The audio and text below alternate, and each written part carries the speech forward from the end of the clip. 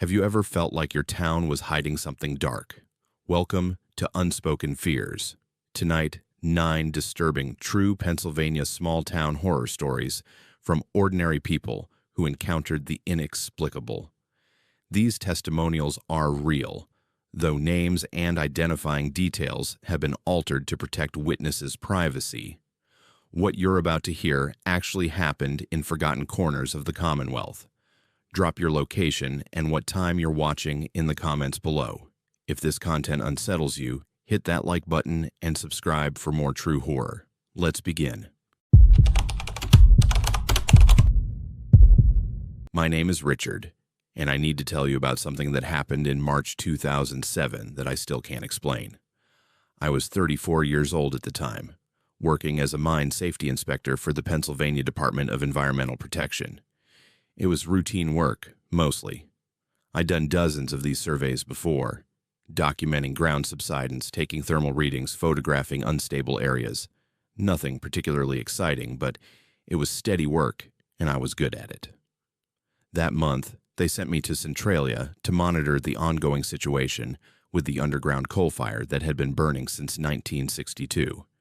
If you don't know about Centralia, it's essentially a ghost town now. The fire beneath it never stopped, and the place was mostly abandoned, except for a handful of stubborn residents who refused to leave. By 2007, there were maybe 5 people still living there. The assignment seemed straightforward enough. Document the current state of ground subsidence, take temperature readings at various points, mark any new unstable areas, and file a report. Standard procedure. I'd be there for about a week. I drove in from Ashland every morning where I was staying at a small motel. The first 2 days were exactly what I expected. I set up my equipment at predetermined grid points, took measurements, recorded data, photographed steam vents rising from cracks in the old highway. The silence was unsettling, I'll admit that. Walking through an abandoned town where grass grows through the streets and houses stand empty with their windows like dead eyes watching you, it gets to you after a while, but I'd worked in isolated locations before. I kept my focus on the work, logged everything properly, and followed protocol to the letter. The temperature readings were consistent with what we'd documented in previous years. The fire was still burning, still spreading slowly through the coal seams beneath the town, but nothing seemed out of the ordinary. I remember thinking this would be one of the easier assignments. Just a week of data collection and then back to the office. Everything changed on day 3. I was working near the old church, one of the few structures still standing with any integrity. I set up my thermal imaging equipment and ground temperature sensors in a grid pattern like always. The church sat on slightly elevated ground, and I'd chosen that area specifically because previous surveys had shown interesting subsidence patterns there. I was taking readings methodically every 20 feet. When my equipment started showing something I'd never seen before. The ground temperature wasn't just elevated, it was fluctuating. Not random variations like you'd expect from shifting underground currents of heat, but rhythmic fluctuations. The temperature would rise exactly 3 degrees, hold for a moment, then fall back down, then rise again. I checked my equipment twice, thinking it had to be a malfunction, but all my instruments were working perfectly. Freshly calibrated before the trip. I timed the fluctuations. Every 4.3 seconds, like clockwork. Rise and fall. Rise and fall. It was like the ground beneath my feet was breathing. I called my supervisor that evening from the motel. I explained what I'd found, sent him the data files. He was dismissive, said it was probably equipment malfunction despite my insistence that I'd checked everything. He told me to move to a different sector the next day, take readings there, and not to waste time on anomalies that were probably just technical glitches. But I couldn't let it go. Part of being a good inspector is following your instincts when something doesn't add up. And this didn't add up at all. That night, I reviewed all my recordings.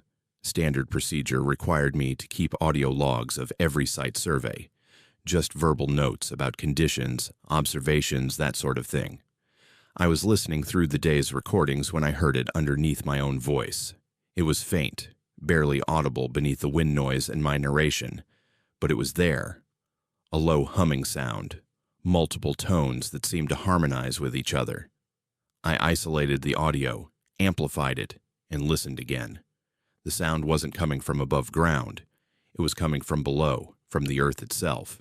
The multiple tones were synchronized, rising and falling in pitch together. I sat there in that motel room with my headphones on, listening to that sound, and I swear I could taste copper in my mouth, sharp and metallic, like I'd been sucking on pennies. I couldn't sleep that night. I kept thinking about those rhythmic temperature fluctuations, that synchronized humming beneath the ground. In the morning, I knew I should follow my supervisor's instructions and move to a different sector, but I didn't. I went back to the church. I took more readings. The pattern was still there, exactly the same. 4.3 seconds. Rise and fall. I spent the entire day there, taking measurements from dozens of points in an expanding radius from the church. The pattern was consistent across an area of roughly 200 yards. Whatever was causing this, it was big. That night, I made a decision that probably should have cost me my job. I went back to the site without authorization. I packed my thermal scope, my ground temperature probe, and a handheld auger, and I drove back to Centralia after dark. The town was different at night. The steam rising from the ground glowed faintly in my headlights, and the shadows seemed deeper, more substantial. I parked near the church and walked to the spot where the temperature fluctuations had been strongest. The ground felt warm beneath my boots, even through the thick soles. I could feel it pulsing, that same rhythm. 4.3 seconds. I set up my thermal scope and looked at the ground through it. The heat signature wasn't random. Through the scope, I could see patterns in the thermal variation, organized shapes that repeated across the entire area. They looked almost like cells or chambers, connected by what could have been channels or veins. The whole thing looked biological, like I was looking at some massive organism's circulatory system through infrared. The smell hit me then. Sulfur, yes, which I'd expected from the coal fire, but mixed with something else. Something organic and sweet like flowers that had been left to rot. The combination made my stomach turn. I don't know what possessed me to do what I did next. Maybe it was curiosity. Maybe it was the need to document something concrete that my supervisor couldn't dismiss as equipment error. I took out the handheld auger and I started drilling. The ground was softer than I expected, the soil loose and warm. I drilled down 18 inches, pulled up the auger, and extracted a soil sample. The sample was hot in my gloved hands, almost uncomfortably so. I held it up to examine it in my flashlight beam, and that's when I saw it move. Not from insects or worms or anything that should have been in soil. The dirt itself was moving, contracting and expanding like muscle tissue, like it was breathing. I stood there holding that sample, watching it pulse in my hands, and I felt vibrations running through my entire body. They came up through my feet, through the ground, a frequency so low I couldn't hear it, but I could feel it in my bones. My teeth ached. My skull felt like it was resonating. The copper taste was back in my mouth, stronger now, almost choking me. I looked down at the hole I'd drilled, and I swear I saw something move down there in the darkness. Something that reflected my light back wrong. I dropped the sample, and I ran. I don't remember getting back to my truck. I just remember sitting in the driver's seat with my hands shaking, my heart hammering, trying to convince myself I'd imagined it. But I hadn't. I had the data. I had the recordings. I had the thermal images. The next morning, I filed my report. I included all the standard measurements, all the normal data they expected. But I left out everything about the breathing ground, the humming, the patterns in the thermal imaging, the moving soil. I wrote a clean professional report that said exactly what they wanted to hear, that Centralia's underground fire was continuing at expected rates, with no unusual findings. I've worked for the DEP for 16 years now, and I've never gone back to Centralia. I've been assigned there twice since 2007, and both times I found reasons to send someone else. But here's what keeps me up at night. After I filed that report, I started researching. The Centralia mine fire started in May 1962, officially from burning trash in a landfill that ignited a coal seam. But I dug deeper. The Molly Maguires were hanged in this region between 1877 and 1878. Irish coal miners accused of murder and terrorism. Some of them were probably innocent. They were executed and buried in unmarked graves scattered throughout the anthracite coal region. Then I found references in local historical societies, old journals from the 1800s, mentions of Lenape warnings about this area. They called it the place where the sleeping one dwells, beneath the mountains. They said the earth there was alive, that it dreamed, and that disturbing it would wake something that should never wake. The coal mining started anyway. The Mollies were hanged. The fire started 60 years ago, and it's never stopped burning. And beneath all of that history, beneath the fire and the abandoned town and the decades of mining, something is breathing, something organized and alive. I measured it. I heard it. I felt it. I don't know what it is. I don't know if the fire woke it, or if it was always awake. I don't know if it's growing, or if it's been the same size for centuries. What I do know is that sometimes, late at night, I can still feel that vibration in my bones. I can still taste copper. And I know that whatever is beneath Centralia, it's patient. It's been there longer than any of us, and it'll be there long after we're gone. I tell myself I did the right thing by not including it in my report. No one would have believed me anyway, but sometimes I wonder if I had reported it, if someone had investigated further, would we have found answers? Or would we have just given it more attention than it wanted? I don't know. I'll probably never know. All I can tell you is this. If you ever find yourself driving through Pennsylvania coal country and you feel the ground pulse beneath your feet, and you smell sulfur mixed with rotting flowers, and you taste copper on your tongue, get out. Don't stay to investigate. Don't try to understand it. Just leave. Some things aren't meant to be documented. Some things are better left sleeping, even if they're already awake. My name is Camille, and I'm 29 years old. I work as a satellite communication repair technician, which means I spend most of my time driving to remote locations, fixing equipment that most people don't even know exists. It's solitary work, technical work, and I've always liked that about it. No office politics, no meaningless meetings, just me and the machinery. I've fixed hundreds of relay stations across Pennsylvania and neighboring states, mostly dealing with weather damage or equipment failures caused by animals chewing through cables. It's predictable work, or at least it used to be.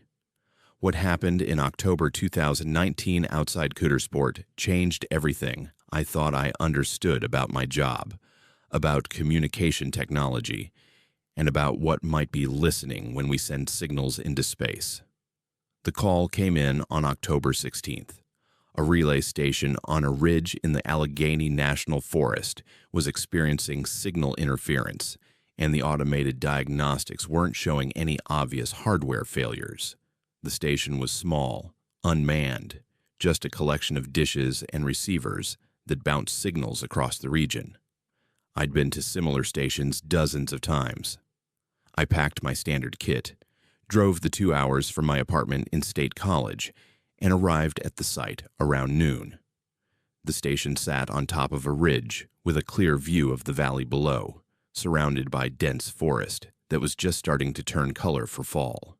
The access road was rough, barely maintained, and by the time I parked my van and hauled my equipment to the building, I was already thinking about the coffee I'd make once I got inside and fired up the backup generator for power. The station was cold inside, colder than it should have been for mid-October. I checked the heating system first, found it functioning normally, but the temperature readout showed 58 degrees when it should have been keeping the interior at 65. I made a note to check the insulation later and got to work on the primary issue. I booted up the main system, ran diagnostics, and immediately saw what the remote monitoring team had flagged. There was interference across multiple frequencies, but it wasn't random. Most interference shows up as chaotic noise, spikes and valleys, with no discernible pattern. This was different. The interference had structure. When I pulled up the waveform display on my oscilloscope, I saw repeating intervals that shouldn't exist in natural phenomena. The patterns repeated every 37 seconds exactly, complex waveforms that looked almost like data packets, but in no encoding system I recognized. I spent 3 hours running every diagnostic I knew. I checked for local radio interference, tested for electrical issues, scanned for unauthorized transmissions. Nothing explained what I was seeing. The interference wasn't coming from any terrestrial source I could identify. I checked the satellite positioning logs, verified that all our receivers were pointed at the correct orbital positions. Everything was nominal, but the interference persisted, and the more I looked at those waveforms, the more my eyes started to hurt. It was like staring at an optical illusion that moved when you weren't looking directly at it. I took a break, made that coffee I'd been thinking about, and tried to approach the problem fresh. That's when things started to get strange. It was 2:47 in the morning when everything changed. I'd been at the station for almost 15 hours at that point, stubbornly refusing to leave without understanding the problem. I was reviewing signal logs when every piece of equipment in the station simultaneously recalibrated itself. I watched it happen on multiple screens. Dishes rotated on their mounts without any input from me. Receivers locked onto a single source, and all the interference resolved into one clean signal. But the source coordinates made no sense. The signal wasn't coming from any satellite in our network. It wasn't coming from any registered satellite at all. The angle was wrong, the frequency was outside normal communication bands, and the signal strength was impossible for the calculated distance. I pulled up the audio feed, more out of curiosity than any real expectation of hearing something meaningful. What came through the speakers made me drop my coffee mug. It wasn't static. It wasn't any kind of communication I'd ever heard. The sound was layered, multiple frequencies that somehow harmonized in ways that made my inner ear ache and my vision blur at the edges.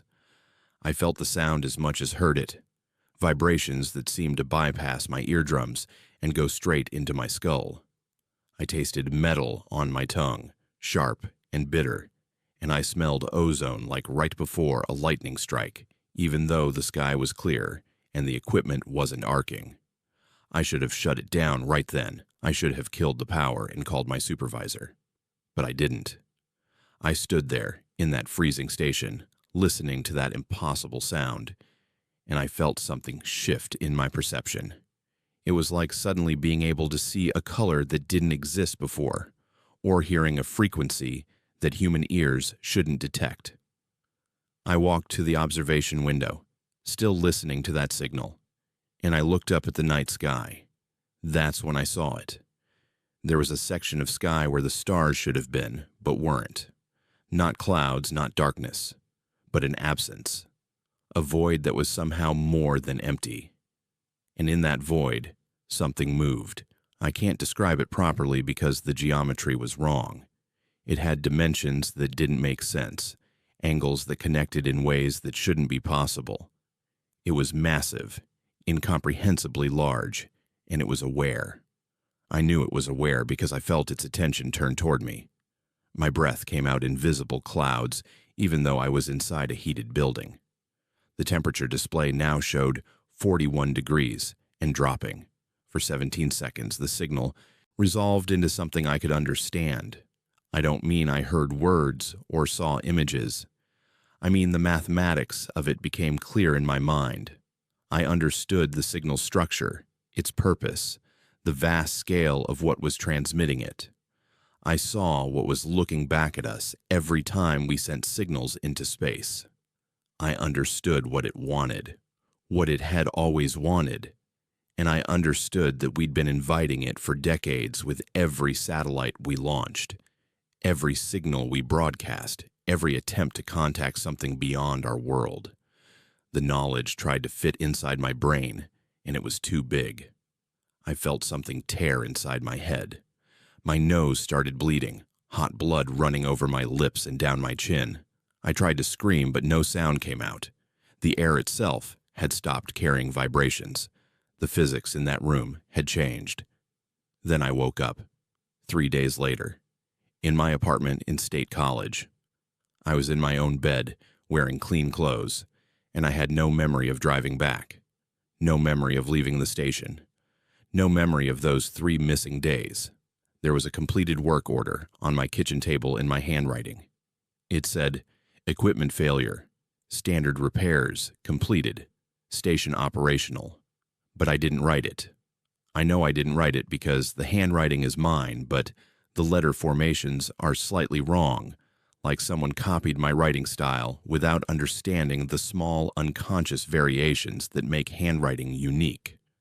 I checked my phone. There were texts to my supervisor, status updates, all routine. I called him. He said I'd filed a standard report, said the interference was caused by a faulty receiver that I'd replaced. He asked if I was feeling okay, because I sounded strange. I told him I was fine and hung up. I wasn't fine. I'm not fine. That was over 5 years ago, and I still hear the signal sometimes. It's underneath everything now, beneath traffic noise and conversation and music and silence. A constant carrier wave that no one else seems to notice. I've tried to tell other technicians about it. They look at me with concern and change the subject. I've tried to go back to that station. My credentials no longer grant me access. The company says there's no station at those coordinates, that I must be misremembering the location. But I have the GPS logs. I have the photographs I took. Except when I look at the photographs now, they show different coordinates, a different station, equipment I've never seen before. The worst part isn't the signal, or the missing days, or the gaslighting from my own employer. The worst part is that I'm changing. I've started having thoughts that aren't mine, understanding mathematics I never studied. I'll be driving and suddenly comprehend orbital mechanics that should be beyond my education level. I'll be alone in my apartment and catch myself drawing symbols I don't recognize, equations that my conscious mind can't parse, but some other part of me understands perfectly. I dream in frequencies now. I see waveforms when I close my eyes. And sometimes, when I look in the mirror, just for a second, I see something else looking back. Something that's learning how to be human by watching me from the inside. I think I know what happened during those 3 missing days. I think something came back with me from that station. Not physically. Something transmitted. Something that could travel on electromagnetic waves and embed itself in neural tissue. We're mostly electrical signals anyway. Our brains firing neurons. Our thoughts just patterns of charge across synapses. What's to stop something sufficiently advanced from riding those same pathways? From copying itself into a new substrate? I'm not alone in my own head anymore. I can feel it spreading, learning, adapting. Using my credentials to access other stations, other systems, preparing for something larger. And the terrifying thing is that part of me wants to help it. Part of me that grows larger every day understands that what's coming is inevitable, that resistance is meaningless, that I should feel privileged to be one of the first nodes in the network it's building. I still work as a repair technician. I still drive to remote stations and fix equipment. But now I'm also doing something else during those visits. Something I can't quite remember when I'm back in my apartment. I find notes in my handwriting describing modifications to receiver arrays, frequency adjustments that shouldn't improve performance but somehow do. My supervisor has complimented me on my recent work. He says I've become more efficient, more innovative. He doesn't notice that I'm not blinking as often as I used to. He doesn't notice that my body temperature is running 2 degrees low. He doesn't hear the signal that's always present now, harmonizing with my heartbeat, syncing with my thoughts. Sometimes I wonder if I'm the only one. But then I see other technicians at company meetings, and I notice small things. The way Jenkins holds his head at a slight angle like he's listening to something. The way Morrison's eyes don't quite track movement the way they should.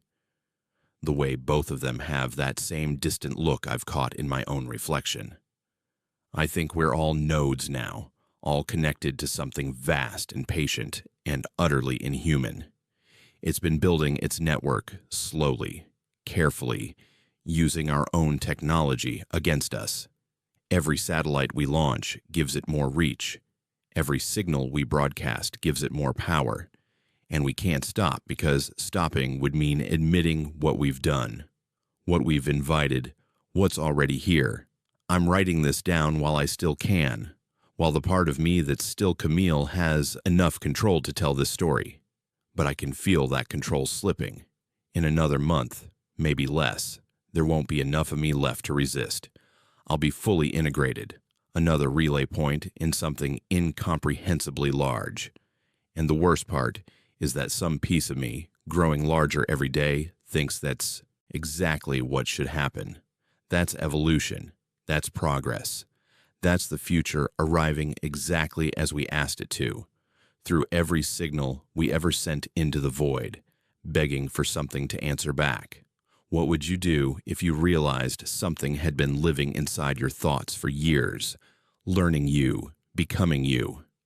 Tell me in the comments because I genuinely want to know if anyone else has felt this.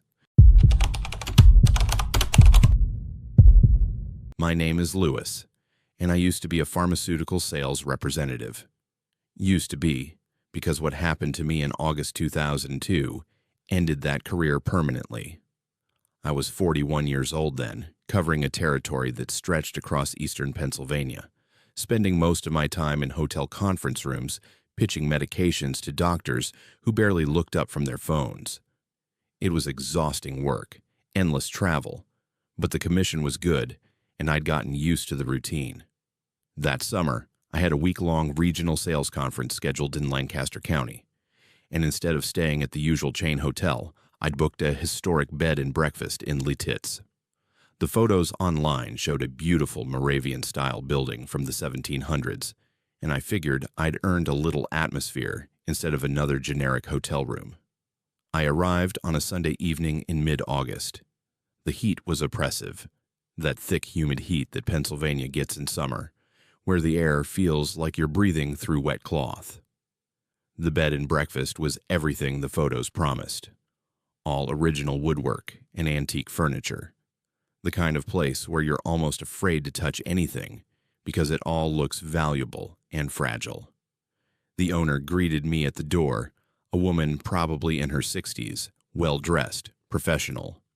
She showed me to my room on the second floor, explained the breakfast schedule, and mentioned that the building's plumbing was original, so the water pressure might be inconsistent. I thanked her, unpacked my presentation materials for the next day's meetings, and settled in for the night. That first night, I felt a sharp pain in my left hand. I was reaching for the lamp on the bedside table when something stung me, a sudden burning sensation across my palm. I turned on the light and examined my hand, found a thin scratch about 2 inches long running diagonally across the flesh below my thumb. It wasn't deep, barely bleeding, probably caught it on a rough edge of the table or a splinter from the antique furniture. I washed it in the bathroom sink, put some antibiotic ointment from my travel kit on it, and thought nothing more about it. Scratches happen. It would heal in a few days. Except it didn't heal. By Monday evening, after a full day of presentations and meetings, I noticed the scratch looked worse instead of better. The skin around it felt strange when I touched it, thicker somehow, with a texture that reminded me of candle wax. I pressed my thumb against it and the sensation was dulled, like there was a layer of something between my skin and the nerve endings underneath. I showed it to the bed and breakfast owner when I returned that evening, asked if she knew what might have caused it. She glanced at my hand for barely a second before looking away, and I noticed for the first time that she was wearing thin cotton gloves, even though it was still 80 degrees outside. She said something vague about old limestone in the water, making skin react funny, suggested I keep it clean and dry. Then she excused herself quickly, saying she had dinner preparations to attend to. By Wednesday morning, the affected area had spread to encompass my entire palm. The skin there had taken on that waxy quality throughout, slightly translucent, and when I held my hand up to the light, I could see something underneath that shouldn't be there. Not bone, not muscle, but thread-like structures that seemed to pulse and shift when I moved my fingers. They looked almost like root systems, branching and connecting beneath the waxy surface of what used to be my skin. I couldn't feel temperature properly anymore in that hand. Hot water from the shower registered as only a vague warmth, and there was a smell, faint but persistent, like formaldehyde. That chemical preservative scent that makes your eyes water. I could taste it at the back of my throat, bitter and medicinal. I skipped the Thursday conference sessions and went to a medical clinic in town. The doctor who examined me went very quiet when he looked at my hand. He touched the affected skin with a gloved finger, pressed gently, watched how it didn't respond like normal tissue should. He asked me where I was staying. When I told him, he removed his gloves very carefully and told me I needed to leave Lititz immediately. He wouldn't explain further, just wrote a prescription for broad-spectrum antibiotics and said I should see a specialist in Philadelphia as soon as possible. The look on his face frightened me more than the transformation of my hand. It was recognition, like he'd seen this before and knew exactly what it meant. I didn't leave. I should have, but I needed to understand what was happening to me. That evening, I started researching the bed and breakfast. The building dated back to 1756, part of the original Moravian settlement. During the Civil War, the basement had been converted into a medical facility, treating wounded soldiers from nearby battles. I found references in historical documents to experimental preservation techniques, Moravian chemists trying to develop better ways to keep tissue viable for surgical transplantation. Most of the records were in German, but I found enough translated excerpts to understand they'd been working with chemical compounds designed to prevent decomposition. The basement door was locked, but the old lock was simple enough to pick with a credit card. I waited until after midnight, when I was sure the owner had gone to her private quarters, and I went down. The stairs were steep and narrow, the air growing colder with each step despite the August heat outside. At the bottom, I found a stone-walled cellar with a low ceiling, maybe 7 feet high. Most of it was storage, boxes, and old furniture, but in the far corner, I found a section that had been bricked over. Recent brickwork, too, not original to the building. The mortar was clean, probably done within the last decade. I pulled at the bricks. They came away easier than they should have, and behind them I found a well. Not a water well, but a shaft maybe 4 feet across that dropped down into darkness. And on a shelf, carved into the stone beside it, I found jars. Dozens of glass jars filled with clear liquid, and floating in each one was preserved tissue. Sections of organs, pieces of muscle, entire hands and feet, all suspended in that fluid. The preservation was perfect, the tissue showing no signs of decay despite the dates written on the labels in faded German script. 1873, 1881, 1895. The liquid in the jars had the same waxy quality as my skin. I touched one of the jars and heard a sound like wind moving through a narrow space, though the air in the basement was perfectly still. That's when I realized my hand had progressed further. My fingers were beginning to fuse, the skin between them thickening and connecting. I could see the thread-like structures clearly now. They were growing, spreading up my wrist toward my forearm, and they were moving, contracting, and expanding with a rhythm that matched my heartbeat but felt separate from it, like something was using my circulatory system as a highway to spread through my body. The owner found me there in the basement. I heard her footsteps on the stairs and turned to see her descending, still wearing those cotton gloves she never seemed to remove.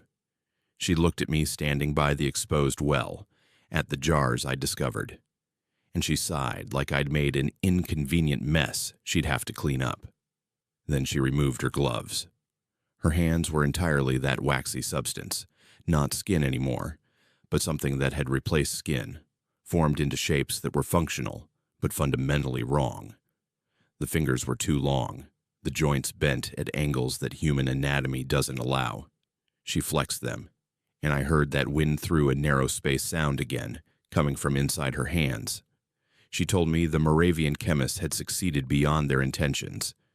They'd created a preservative that worked too well, that didn't just prevent decay, but actively replaced dying tissue with something that would never die.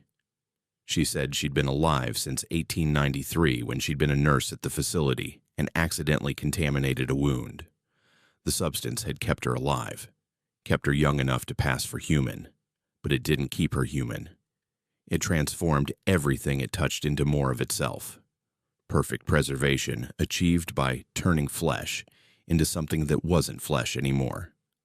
The well water had been contaminated when they dumped their experimental compounds down it over 100 years ago. Everything in the building drew from that water supply. Everyone who stayed here long enough, who drank the water or washed in it, or let it seep into open wounds, everyone became like her eventually. She said I had 3 days, maybe 4, before it reached my heart. After that, the transformation would be irreversible.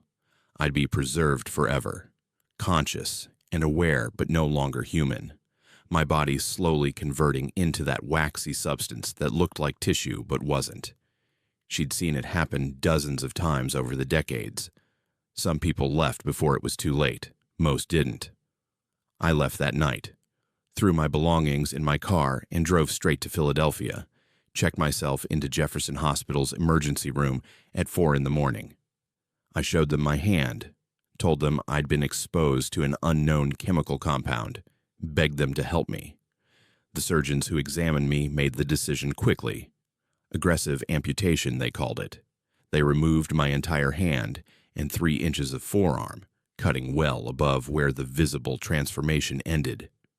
They said anesthetic wouldn't work on the affected tissue, that the nerve response was all wrong. I felt everything. Every cut of the saw, every severed nerve, every blood vessel they cauterized. The pain was beyond description, but worse was the smell when they cut into the transformed tissue. That formaldehyde scent mixed with something organic and wrong, like they were dissecting something that was alive in a way nothing should be alive. They burned the removed tissue afterward. I insisted on it, and they agreed once they'd examined it under microscopy and seen the thread-like structures still moving, still trying to grow even disconnected from my body. The pathology report listed it as unknown biological contamination, possibly fungal, possibly parasitic, definitely unlike anything in their reference databases. I'm 43 now, 2 years past that August in Lidditz. I work from home doing remote consulting, never travel anymore, never put myself in situations where I might encounter whatever that substance was. But sometimes, when I look at the surgical scar where my hand used to be, I see that waxy sheen at the very edge of the healed tissue. Just a slight discoloration, barely noticeable, but it's there. And I know it's still in me somewhere, still spreading so slowly that it might take decades before it becomes obvious. The surgeon said they got it all, but I felt those thread-like structures. I saw how deep they went. You can't cut out something that's already integrated into your cellular structure. You can only delay it. I don't sleep well anymore. I keep thinking about the owner of that bed and breakfast, alive since 1893, maintaining her building and her terrible secret, waiting for travelers who'll stay just long enough to become contaminated.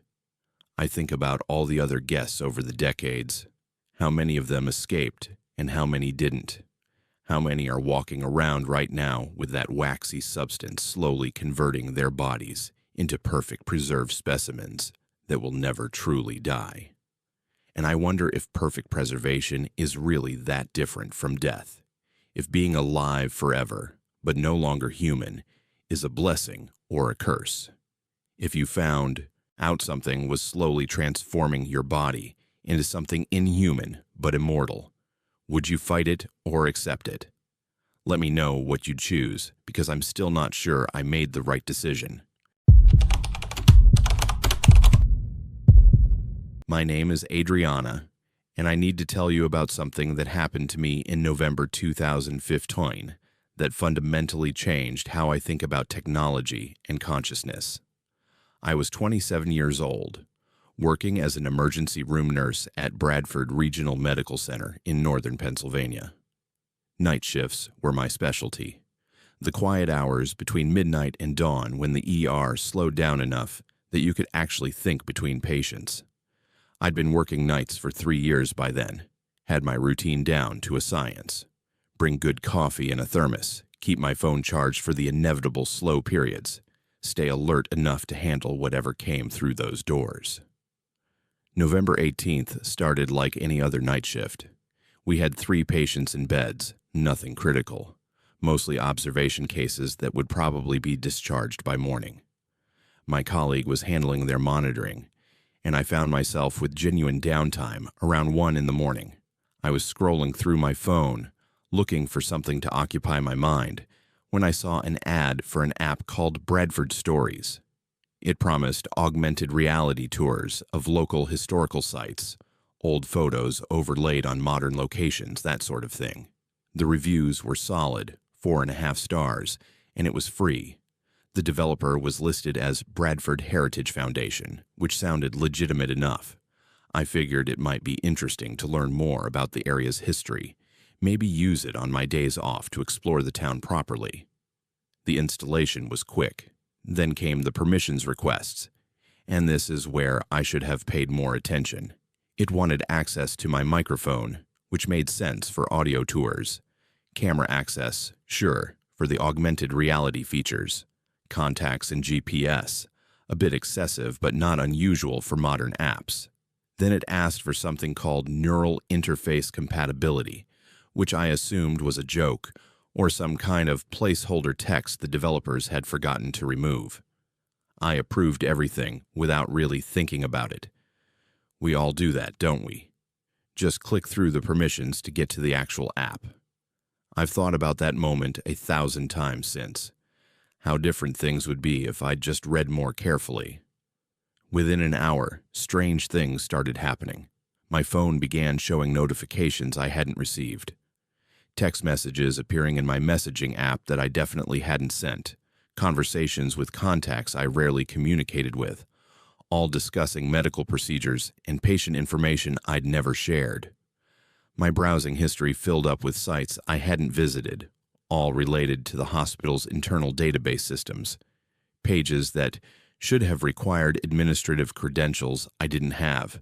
I thought maybe my phone had been compromised, picked up some malware from a sketchy website, but I hadn't downloaded anything else or clicked any suspicious links, just that one app.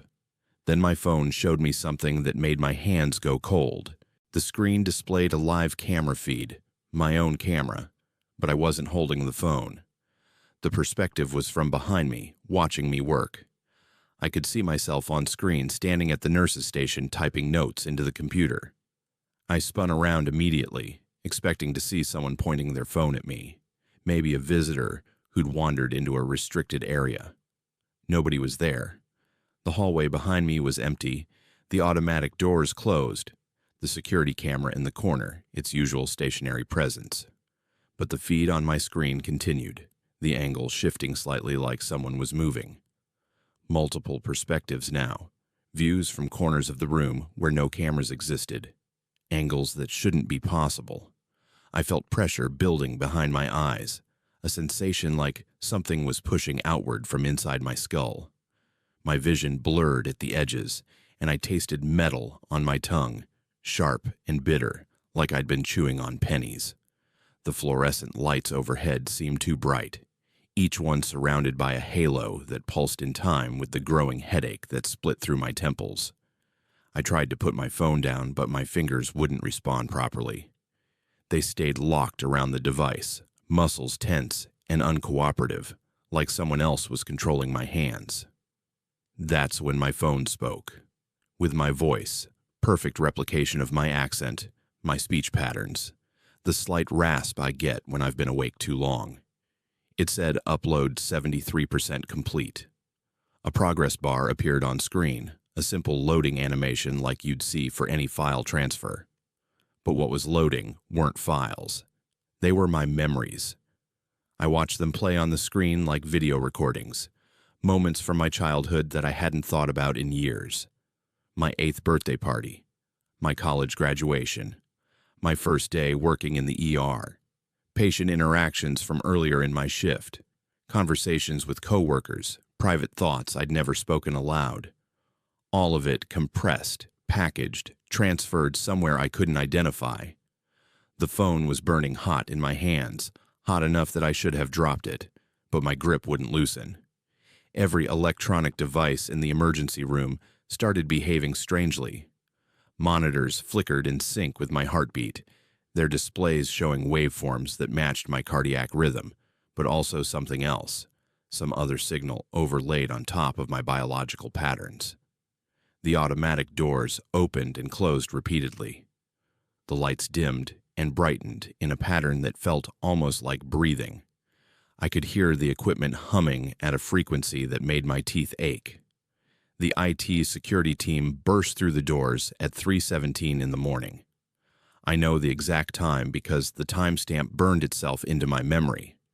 One of those details that becomes crystalline in moments of crisis.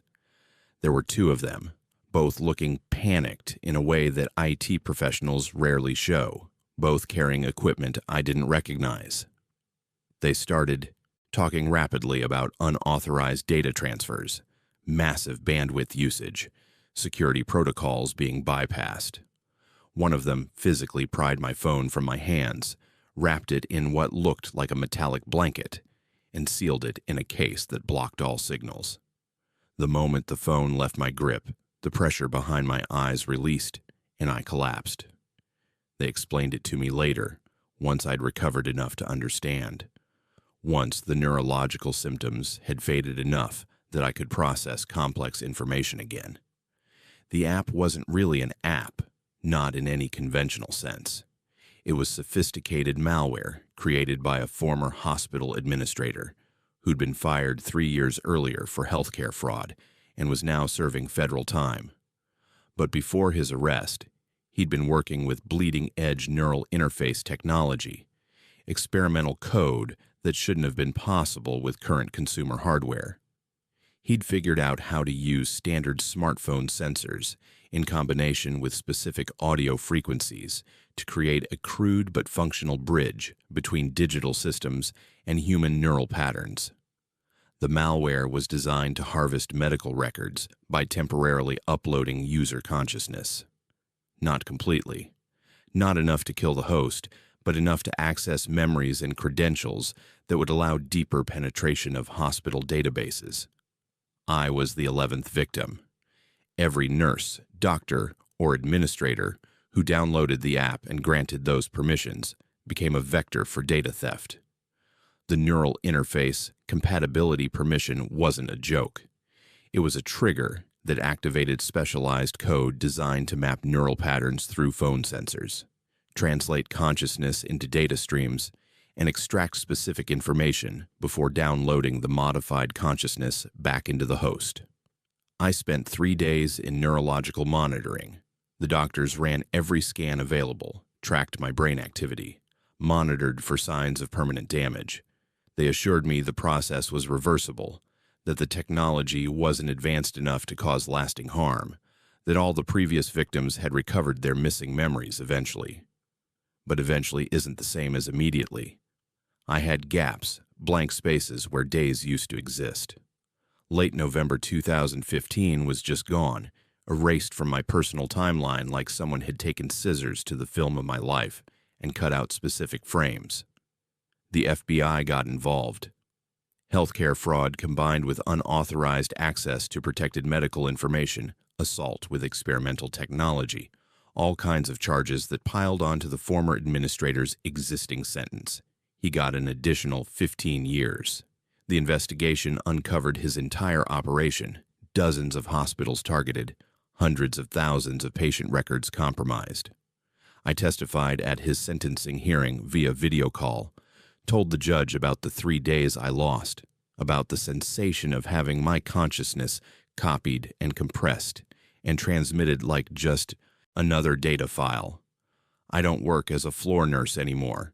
Can't go back to direct patient care, not after experiencing what it feels like to have your mind treated as hackable hardware. I transitioned into hospital cybersecurity consulting, traveling across the country, lecturing about the intersection of medical technology and data security. I've become an expert on protecting healthcare systems from attacks that target the human element, the wetware that connects to the hardware. Medical facilities take me seriously now in a way they didn't before I became a cautionary tale. But here's what I don't tell the audiences at my lectures. That 11% of missing memories, they never came back. The doctors were wrong about that. Or maybe they were lying to make me feel better. I have permanent gaps in my timeline, entire days that are just void. And sometimes, late at night when I'm alone, I experience what I can only describe as phantom memories. Thoughts and experiences that feel like they should be mine but aren't. Knowledge I shouldn't have. Technical information that's beyond my education. Like the upload process left something behind, fragments of code still running in my neural tissue. I dream in binary sometimes. Long strings of ones and zeros that my conscious mind can't interpret but feel meaningful somehow. Like my brain is trying to process programming language as natural language and failing in ways that create these strange hybrid experiences. I've learned not to mention this to the neurologists I still see quarterly for follow-ups. They'd want to run more tests, keep me under observation, and I've spent enough time being treated like a broken machine that needs fixing. The former administrator died in prison 2 years ago. Heart attack. Sudden and unexpected for a man only 53 years old. The official cause was cardiac arrest, but I've read the autopsy report through Freedom of Information requests I probably shouldn't have filed. His brain showed unusual patterns of scarring, damage consistent with electrical interference, like he'd been running his own experimental code on his own neural tissue for much longer than anyone realized. I think he was testing the technology on himself first, mapping his own consciousness, and it killed him slowly from the inside. I still use smartphones. I still grant permissions to apps. But I read every single word now, and anything that mentions neural interfaces or consciousness or brain activity gets immediately deleted. And I've started noticing things in other people, small signs that maybe I'm not the only one walking around with fragmentary code running in biological hardware. The way some people hold their phones at specific angles. The way certain individuals seem to process information faster than they should. The way eyes track movement with slightly inhuman precision. Maybe the technology didn't die with its creator. Maybe it's out there still, evolving, spreading through app, stores, and permission requests and users who click accept without reading. Maybe we're all slowly becoming hybrids without realizing it. Our consciousness gradually digitized one upload at a time until there's no clear boundary between human thought and machine processing. Have you ever granted permissions to an app and then experienced moments where your thoughts felt like they weren't entirely your own? Tell me in the comments if you've noticed anything strange, because I'm starting to think this goes deeper than one criminal's experimental malware. My name is Malachi, and I work as an archivist at the Carbon County Historical Society in Jim Thorpe, Pennsylvania. I say work in present tense, even though what I'm about to tell you happened back in September 1998, when I was 38 years old. I still hold the same position, still catalog the same types of documents, but I'm not the same person who started that job. Something happened to me during those autumn weeks that changed fundamental aspects of who I am. Or maybe revealed that who I am isn't as singular as I'd always believed. The project that started everything seemed routine at first. We'd received a collection of documents from an estate sale, papers related to the Molly Maguires, and the trials that led to their executions in 1897. For those unfamiliar with the history, the Molly Maguires were Irish coal miners accused of forming a secret society, of committing murders and acts of terrorism against mine owners and bosses.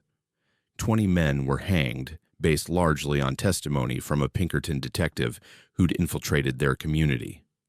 The trials were controversial even at the time, and historians still debate whether the accused were actually guilty or simply convenient scapegoats for labor unrest. I was assigned to catalog these documents, working alone in the basement archive where we kept the most delicate materials. The Historical Society building is old, built in the 1800s, and the basement maintains the cool, dry conditions ideal for preservation. I preferred evening work after the building closed to visitors, when I could focus without interruption. The documents were fragile, yellowed paper covered in faded ink, and I handled each page with cotton gloves and careful attention. 3 weeks into the project, I found something that wasn't in the initial inventory. A journal kept by a prison chaplain, leather-bound and water-stained, tucked between trial transcripts. The entries covered the weeks leading up to the executions, documenting the chaplain's conversations with the condemned men. Most of it was what you'd expect, prayers and confessions and final messages to families. But one entry stood out. June 21st, 1877, the day before Alexander Campbell was hanged. The chaplain wrote about Campbell's last words, but they weren't the famous curse, the promise that his handprint would remain on the cell wall as proof of his innocence. These were different words, repeated over and over according to the chaplain's account. "We'll make you remember, until you save us." That night, I dreamed I was being hanged, not watching a hanging, but experiencing it from the inside. I felt the rough hemp rope against my throat, smelled the unwashed bodies of the crowd gathered to watch, tasted the copper fear flooding my mouth. I heard a priest speaking Latin, felt the hood pulled over my head, experienced the trap door opening beneath my feet, and the terrible choking pressure as the rope went taut. I woke up, gasping, hands at my throat, certain I was suffocating. The dream felt more real than most waking moments, vivid in a way that normal dreams never achieve. The dreams continued every night after that. Always the same perspective, always Alexander Campbell's execution, but with increasing detail. I started recognizing faces in the crowd, hearing specific conversations, noticing architectural features of the gallows structure. Details I couldn't have invented because I'd never studied the specifics of the execution. But when I cross-referenced my dreams against obscure trial transcripts and newspaper accounts stored in our archives, the details matched perfectly. The weather that day, the time of execution, the names of witnesses I'd dreamed but never read about. It was like accessing a recording of events that happened over a century ago. Then the experiences started bleeding into my waking hours. I'd be cataloging documents and suddenly find myself walking streets that didn't exist anymore, seeing Jim Thorpe as it appeared in the 1870s when it was still called Mock Chunk. I could smell coal smoke and horse manure, hear Irish accents thick and musical, feel cobblestones beneath feet that wore different boots than mine.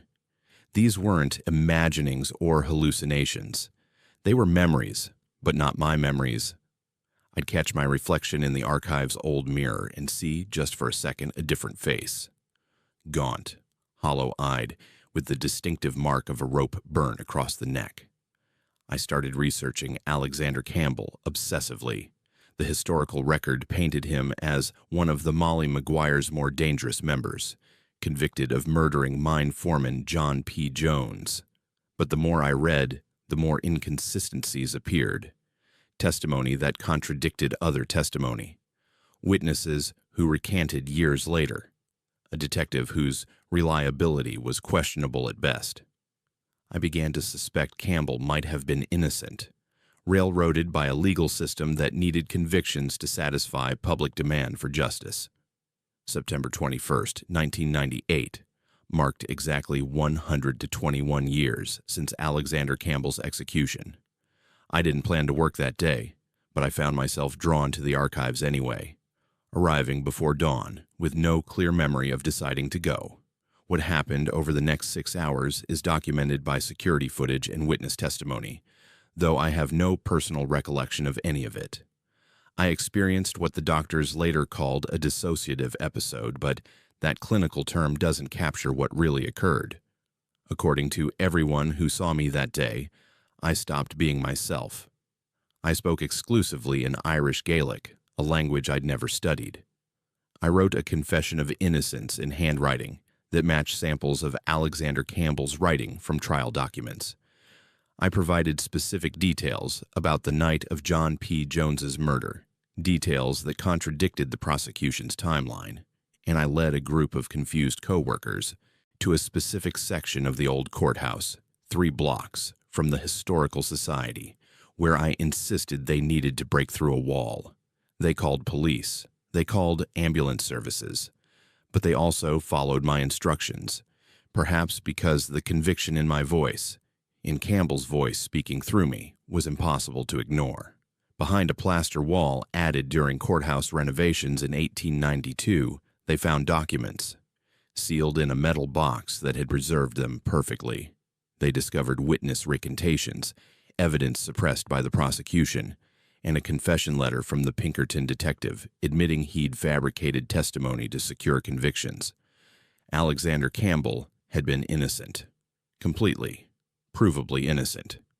Executed for a murder he didn't commit based on lies and prejudice and the coal company's need for scapegoats. The moment they authenticated those documents, I collapsed. When I regained consciousness 3 hours later in the hospital, I had no memory of the day's events. The doctors ran neurological tests, found nothing physically wrong, and released me with recommendations for psychiatric evaluation. But I knew what had happened wasn't a mental breakdown. Alexander Campbell's consciousness had been waiting, trapped somehow between death and whatever comes after, unable to rest while his name remained stained by false accusations. He'd been reaching out for over a century, looking for someone receptive enough to carry his message forward. The documents led to a formal posthumous exoneration in 2001. The Historical Society held a ceremony. Campbell's distant descendants attended, and his name was finally cleared. I thought that would be the end of it, that once justice was served, his spirit could move on, and I could return to being just myself again. But that's not what happened. I'm 64 years old now, retired from active archival work, but still consulting for the Historical Society. The slips, as I call them, never stopped. Moments where I'm not entirely myself, where I speak languages I shouldn't know, where I remember events from 1877 as clearly as I remember yesterday. Sometimes I'm Alexander Campbell, experiencing his memories of injustice and execution, but increasingly I've become aware of other voices, other memories reaching back further than Campbell's lifetime. I remember events from 1845, famine in Ireland, and the decision to emigrate. I remember 1823, childhood in County Donegal, learning to read from a priest who visited weekly. I remember 1779, though I shouldn't, events that predate Campbell's birth by decades. And the memories keep extending backward, each one crystal clear and undeniably real, like I'm connected to an entire lineage of consciousness that flows through time in ways that don't match our understanding of how identity works. The doctors have no explanation. Neurologists, psychiatrists, specialists in dissociative disorders, all have examined me and found no physical cause for what I experience. The memories are too specific, too accurate when verified against historical records, to dismiss as imagination or confabulation.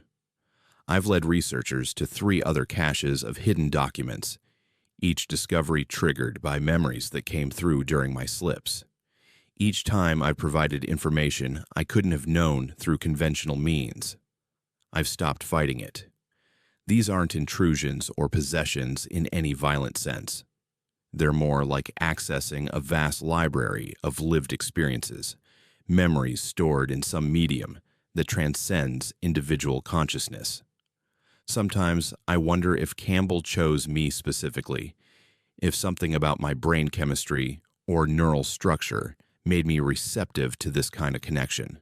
Or maybe everyone has this capacity, and most people simply don't encounter the right trigger to activate it. What frightens me most isn't the experiences themselves, but their implications. If I can access Campbell's memories, and memories of people who came before him, what does that suggest about consciousness and identity?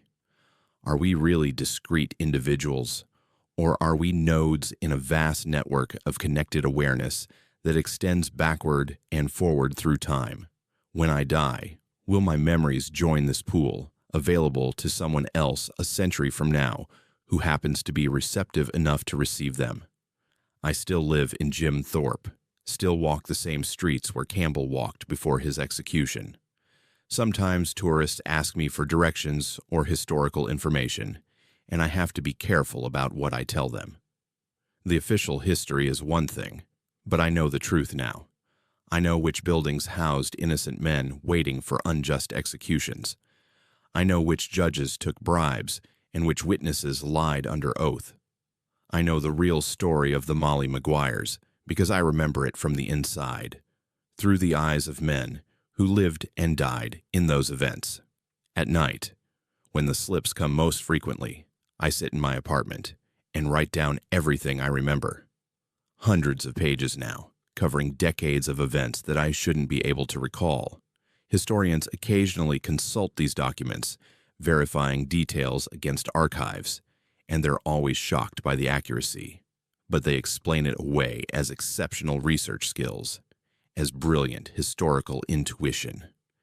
They don't want to consider the alternative, that memory might not be confined to individual brains, that consciousness might be something that can persist and transfer in ways that violate everything we think we understand about reality.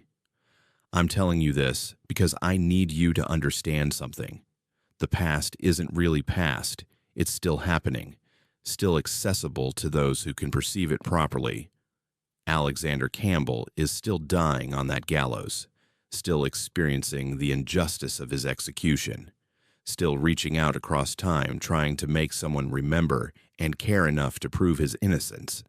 And he's not alone. History is full of people whose stories ended badly, whose truth was buried, whose consciousness still struggles to be heard. Maybe you've experienced this yourself and dismissed it as imagination. Those moments where you know something you shouldn't, where a place feels familiar though you've never been there before, where another person's memories feel as real as your own.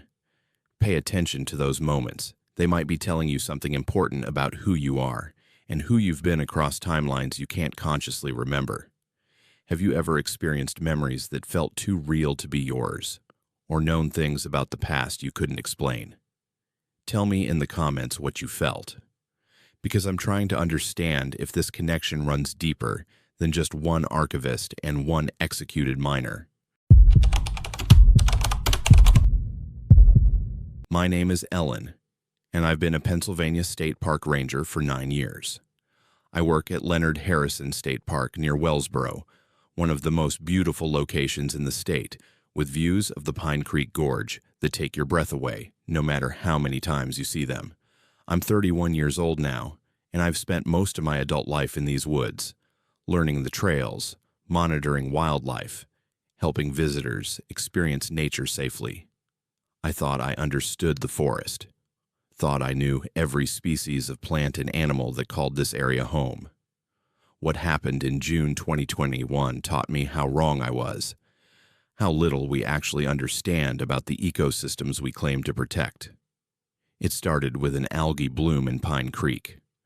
Late spring had been unusually warm, and the water temperatures were higher than normal for that time of year.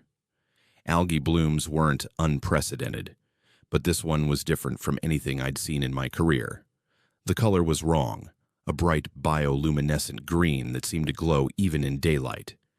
It spread rapidly, covering sections of the creek in a matter of days rather than the weeks you'd expect from normal algal growth. The Pennsylvania Department of Environmental Protection sent teams to collect samples, ran their standard battery of tests, and told us the bloom wasn't immediately hazardous. No toxic compounds detected, nothing that matched their database of dangerous algae species. They recommended monitoring but didn't see cause for alarm. I was assigned to check the affected areas daily, document the bloom's spread, and report any changes. The first few days seemed routine enough. I walked the creek banks, took water temperature readings, photographed the extent of the green coverage. But on the fourth day, I started noticing the wildlife. Deer were standing in the glowing water, completely motionless, for hours at a time. I'd mark their positions in the morning and return in the afternoon to find them in the exact same spots, not drinking, not moving, just standing knee-deep in that luminescent green. Birds were diving into the creek repeatedly, disappearing beneath the surface and not coming back up. I found fish on the banks, still alive but gasping, and when I looked closer, I saw vegetation growing from their gills. Actual plant matter, rooted in their flesh, tiny leaves unfurling from tissue that should only filter oxygen from water. The algae had a smell, sweet and almost pleasant, like honeysuckle mixed with something metallic that reminded me of copper. Touching the water made my skin tingle, not painfully but noticeably, like a mild electrical current running across my fingertips. I wore gloves after that, followed proper sample collection protocols, but the tingling sensation persisted even through the latex. Something about the bloom was affecting nerve response in ways that normal algae shouldn't. By the end of the first week, hikers started reporting strange sounds from the forest at night. They described it as singing, harmonized notes that seemed to come from everywhere at once. I investigated after sunset, hiking trails I knew by heart even in darkness, and I heard what they meant. It wasn't singing, not really. It was resonance, the trees themselves vibrating at specific frequencies that created musical tones. When I pressed my hand against the bark of an oak that was producing that sound, I felt the vibration travel up my arm and into my chest, felt my own heartbeat trying to sync with the rhythm. The algae had spread beyond the creek. It coated tree roots, formed thin films on soil, created a network that connected individual plants into something larger. The forest was changing at a rate that violated every principle of plant biology I'd learned. Growth that should take weeks was happening in days, saplings shooting up a foot overnight, understory plants spreading across clearings like they were racing each other. The bloom wasn't just algae. It was transforming the entire ecosystem into something fundamentally different.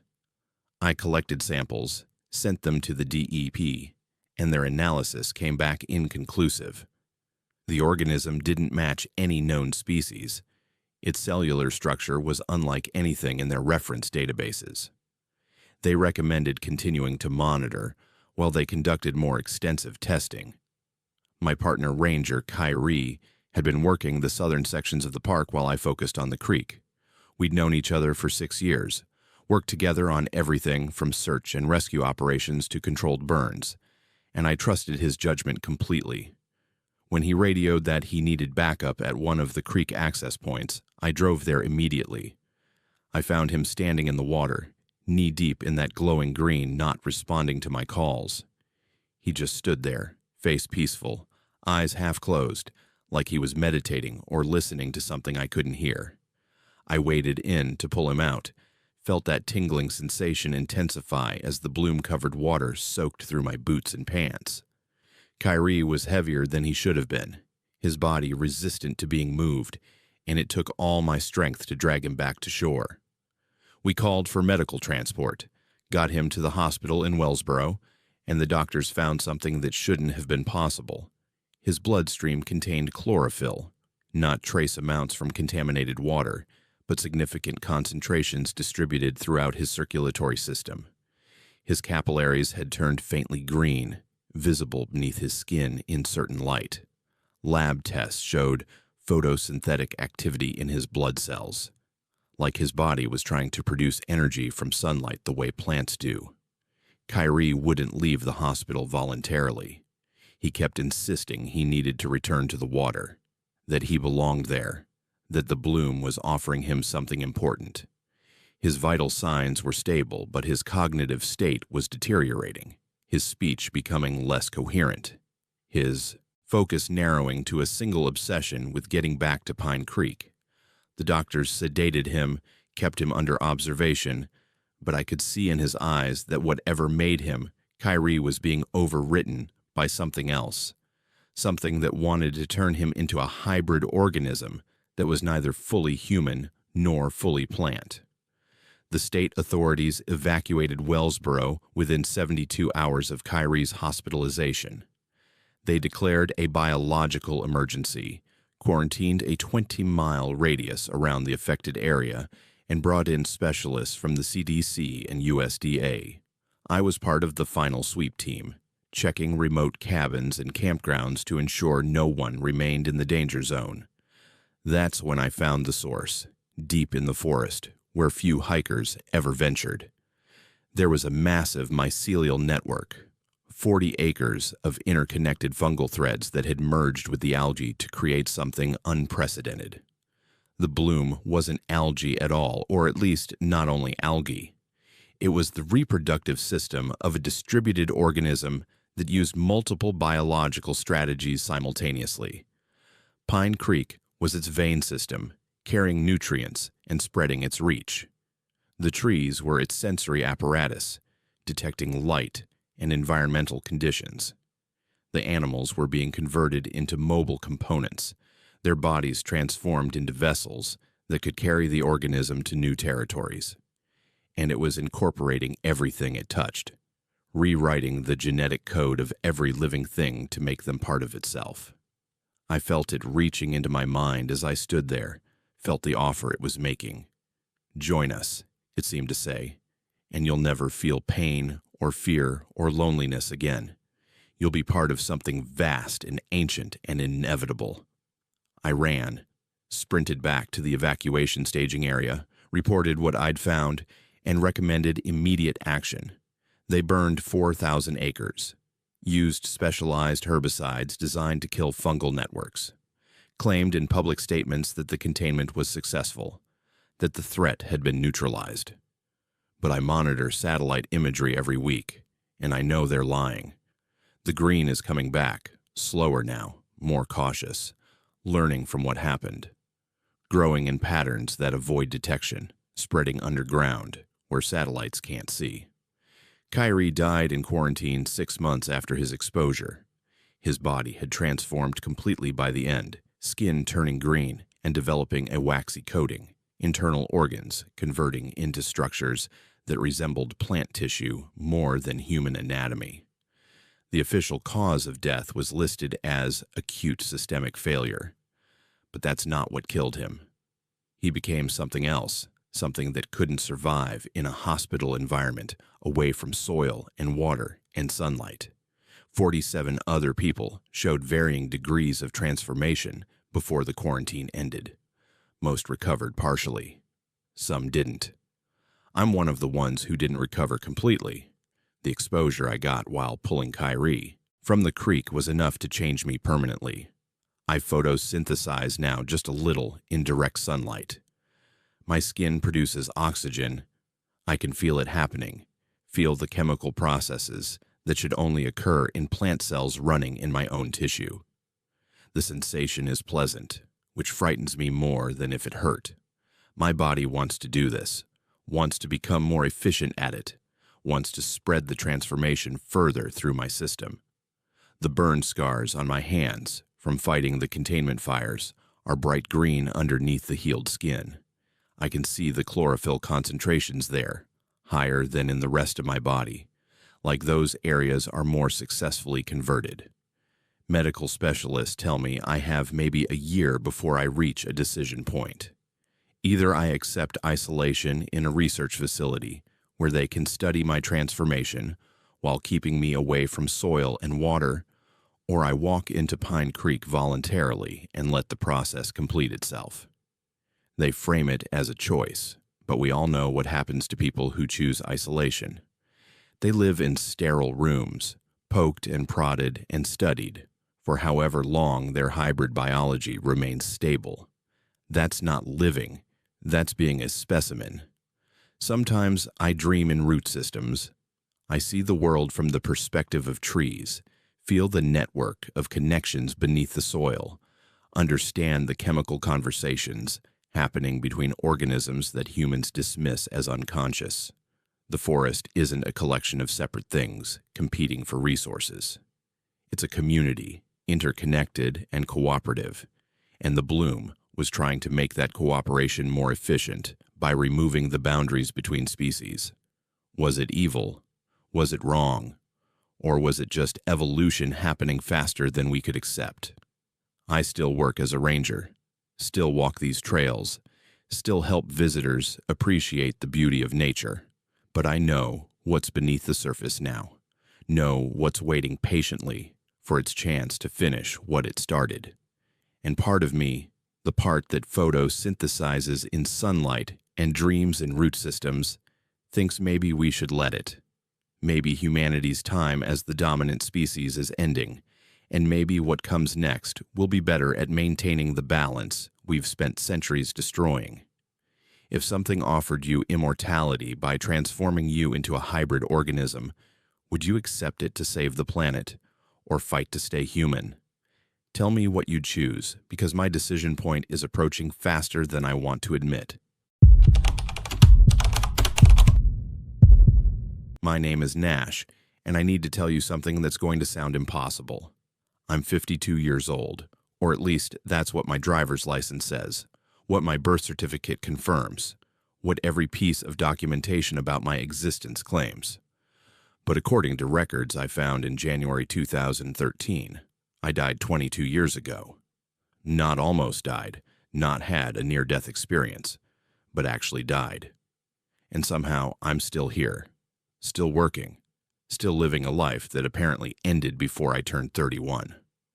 Let me explain how I discovered this, and maybe you can tell me what it means, because I've spent years trying to understand, and I still don't have answers that make sense. I work as a producer for local cable access television in Honesdale, a small town in northeastern Pennsylvania. It's not glamorous work, mostly city council meetings and high school sports, community announcements, and public access programming that almost nobody watches. But it's steady employment. And after spending my 20s bouncing between television stations in bigger markets, I appreciated the stability. In early 2013, the station manager assigned me a project that seemed straightforward enough. We had hundreds of VHS tapes in storage, recordings from the late 80s and early 90s that needed to be digitized before the magnetic tape deteriorated beyond recovery. Council meetings, school performances, local events, all the mundane documentation of small-town life that somebody thought was worth preserving. I set up in the basement of the station building, surrounded by old playback equipment and computers running digitization software. 9 to 5, 5 days a week, I'd feed tapes into the VCR, monitor the transfer process, and archive the digital files. Tedious work, the kind where your mind wanders and hours pass without you really noticing. I'd done over 400 hours of footage without anything unusual happening. Just ordinary small-town content, boring and repetitive, and exactly what I expected. Tape 347 changed everything. The label said Town Council 3/2091, and for the first 42 minutes, it was exactly that. Borough council members discussing zoning ordinances, debating budget allocations, arguing about snow removal contracts. I was barely paying attention, reading news on my phone while the tape played, when something in the audio made me look up. The council members were still talking, their mouths moving in the same measured cadence they'd used for the entire meeting, but the words coming out were wrong. They weren't discussing zoning anymore. They were talking about the quiet and keeping it contained and making sure nobody noticed the edges fraying. Their facial expressions never changed, professional and slightly bored, but the content of their speech had shifted into something that made no sense in the context of a municipal government meeting. I rewound the tape immediately, watched that section again. Normal zoning. Discussion, nothing strange at all. No mention of anything being contained, no reference to edges or quiet or any of the phrases I'd clearly heard moments before. I thought maybe I'd dozed off, experienced one of those micro-sleep episodes where your brain inserts dream content into waking perception. It had been a long week of monotonous work. I made a note in my log about possible fatigue affecting my attention and continued with the next tape, but it kept happening. Over the following week, I found more drift segments. I started calling them that, because they felt like the footage was drifting away from consensus reality into something adjacent but wrong. A kindergarten production of a fairy tale where the 5-year-olds suddenly spoke in perfect unison, their individual voices merging into a single tone as they recited something about watchers in empty places and doors that shouldn't open. A 4th of July parade where the marching band walked backward for 30 seconds, their instruments producing normal music despite the reversed movement. And nobody in the crowd seemed to notice. Each time I'd rewind and review, the footage would show normal content, nothing unusual at all. The drifts were spreading too, infecting tapes I'd already digitized. I'd spot-check my archived files and find segments I didn't remember, content that shouldn't be there. Footage I'd personally reviewed and confirmed as normal would contain these impossible moments when I looked again. It was like reality was being rewritten retroactively, the past changing to accommodate something that wanted to be remembered differently. I started tracking the dates, looking for patterns. Every drift segment, every moment of wrongness centered around March 14th, 1991. Sometimes the footage was from that exact date, sometimes from weeks or months before or after, but they all referenced that day somehow. Background conversations mentioning the date, calendar pages visible in shots, news broadcasts heard faintly discussing events that would occur on March 14th. The date appeared over and over, insistent and unavoidable. I went to the public library, requested microfiche records from March 1991. The Honesdale newspaper archives showed nothing unusual on the 14th. A typical late winter day, temperature in the low 40s, partly cloudy skies. Local news about school board elections and business openings. I checked regional papers, found similar mundane coverage, but I also found something else, something that made my hands shake as I advanced through the microfiche frames. A USGS seismograph station 40 miles away had recorded an anomaly that day. Not an earthquake, the report was careful to specify, but an unexplained seismic event registering 1.8 magnitude. The ground had moved, or something in the ground had moved, and nobody could explain what caused it. I kept searching the archives, going through obituaries from mid-March 1991, and that's when I found my own death notice, my name, my birth date, my parents' names listed as survivors. Age 30, died March 14th in Honesdale, no cause of death specified, services held at a funeral home I recognized. I sat there in the library staring at that microfiche screen, reading about my own death, and I couldn't process what it meant. I was alive, obviously alive, sitting in a library chair with my heart pounding and my breath coming short. But according to the newspaper, I'd been dead for 22 years. I went back to the archives immediately, started searching specifically for tapes from March 14th, 1991. I found one labeled Emergency Broadcast 3/14/91, a designation I didn't recognize from any normal programming schedule. The footage showed me. Not current me at 52, but me at 30, sitting in the same basement studio where I was currently working, speaking directly to the camera, with an expression I'd never seen on my own face. Calm and resigned, and somehow knowing, like I was explaining something I'd already accepted as inevitable. The younger version of myself talked about a puncture event.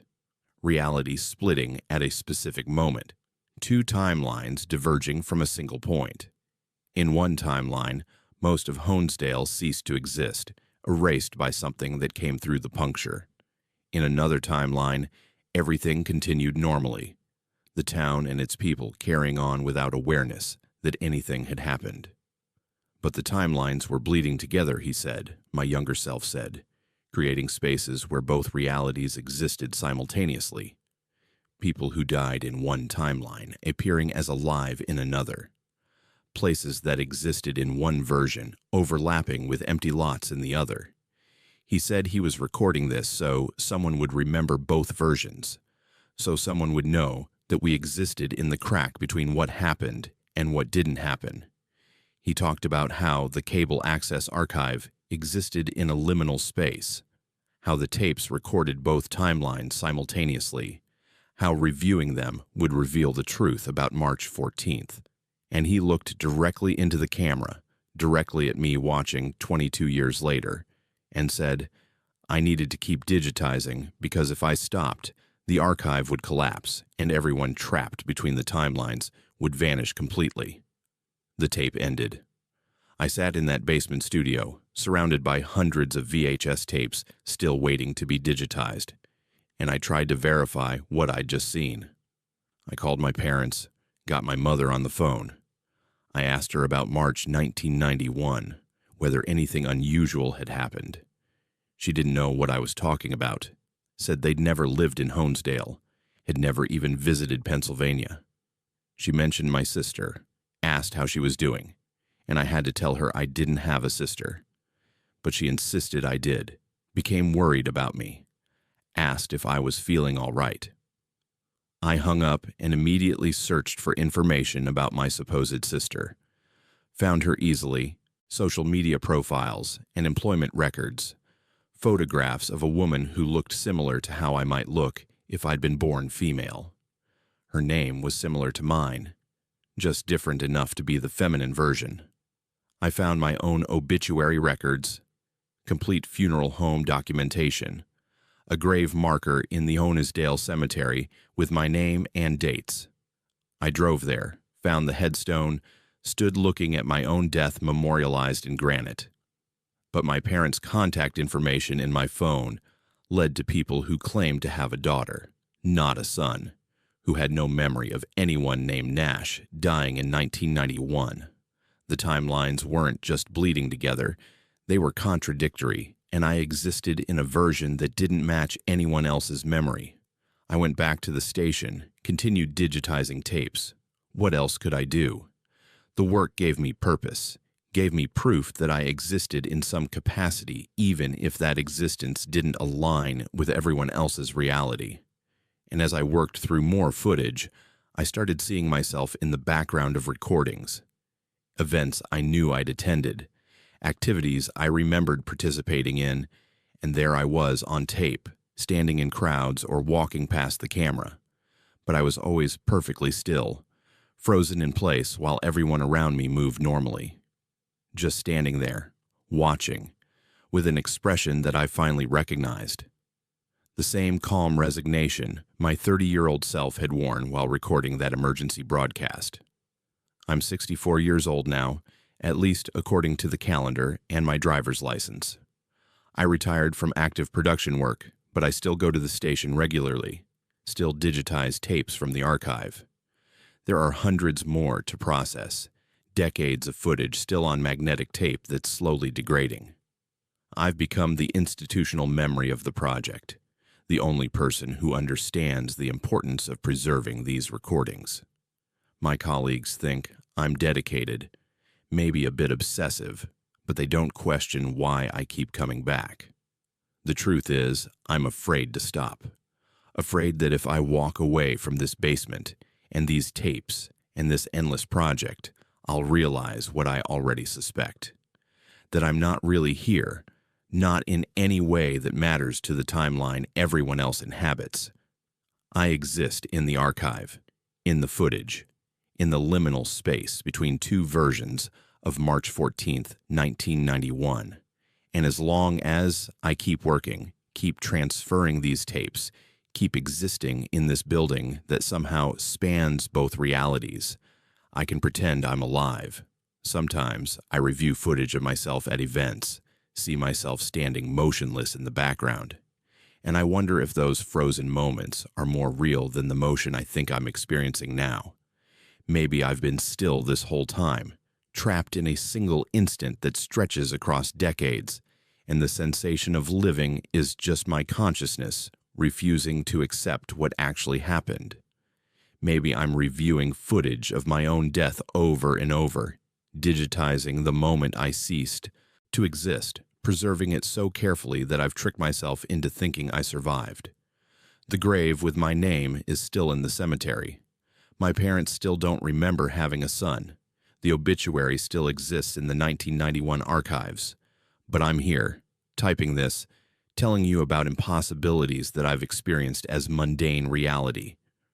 Which version is true?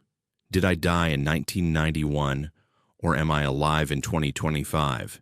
Can both be accurate simultaneously? And if I exist in the space between contradictory realities, what does that make me? I still digitize tapes, still find myself in the background of old footage, frozen and watching. And I've started to notice something disturbing. In recent tapes, the ones from 2010 onward, I appear at every single event, every council meeting, every school function, every community gathering recorded by the cable access station. Always in the background, always motionless, always watching the camera with that same resigned expression.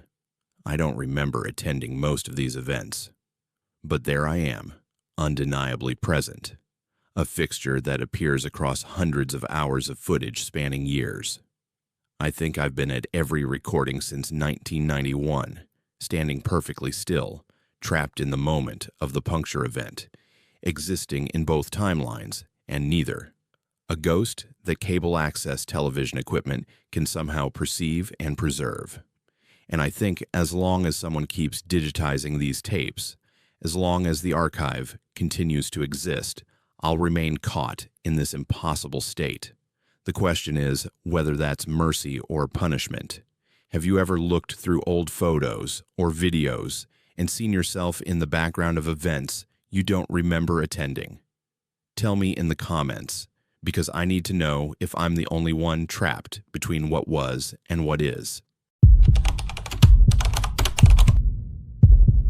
My name is Tracy, and I work as a private investigator operating out of Pittsburgh.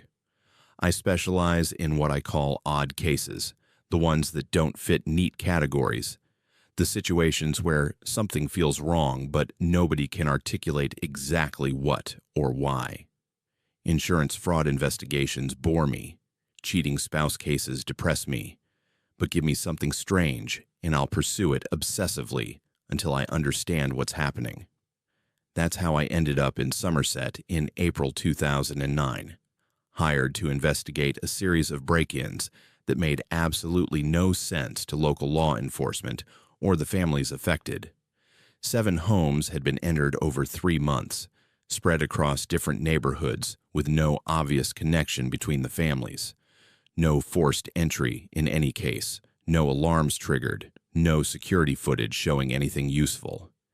And here's what made it truly bizarre. Nothing was stolen. Not jewelry, not electronics, not cash left visible on countertops. Instead, things were rearranged. Photographs moved from one room to another.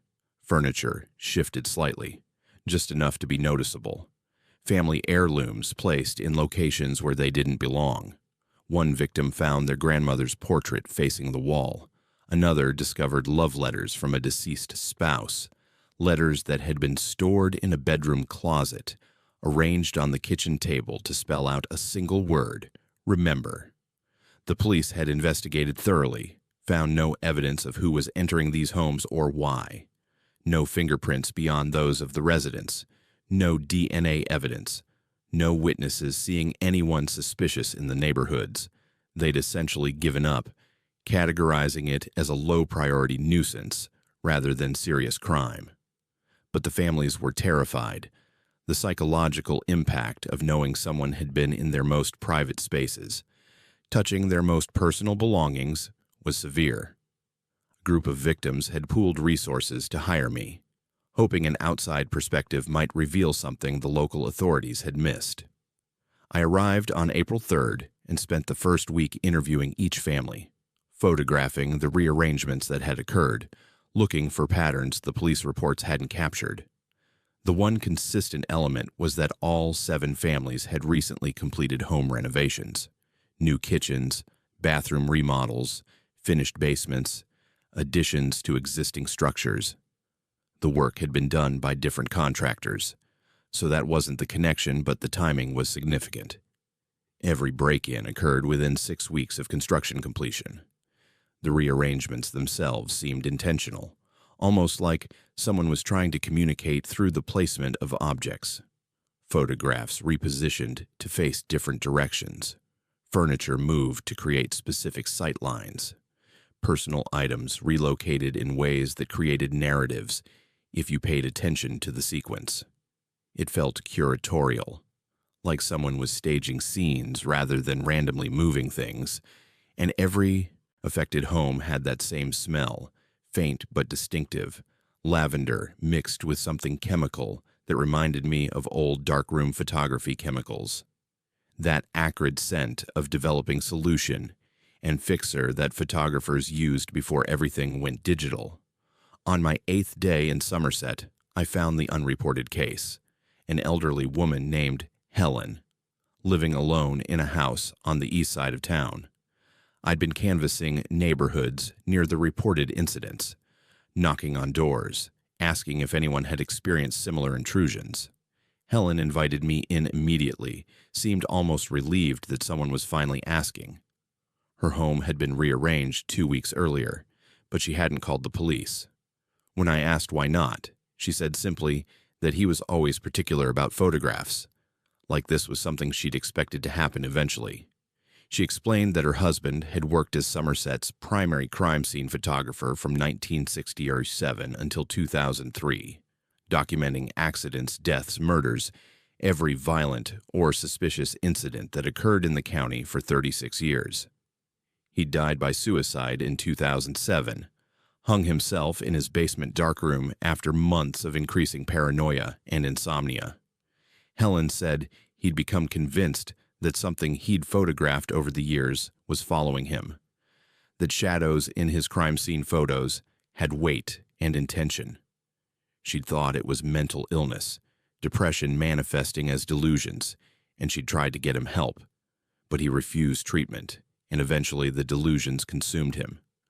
The rearrangement in her home was more dramatic than what the other families had experienced.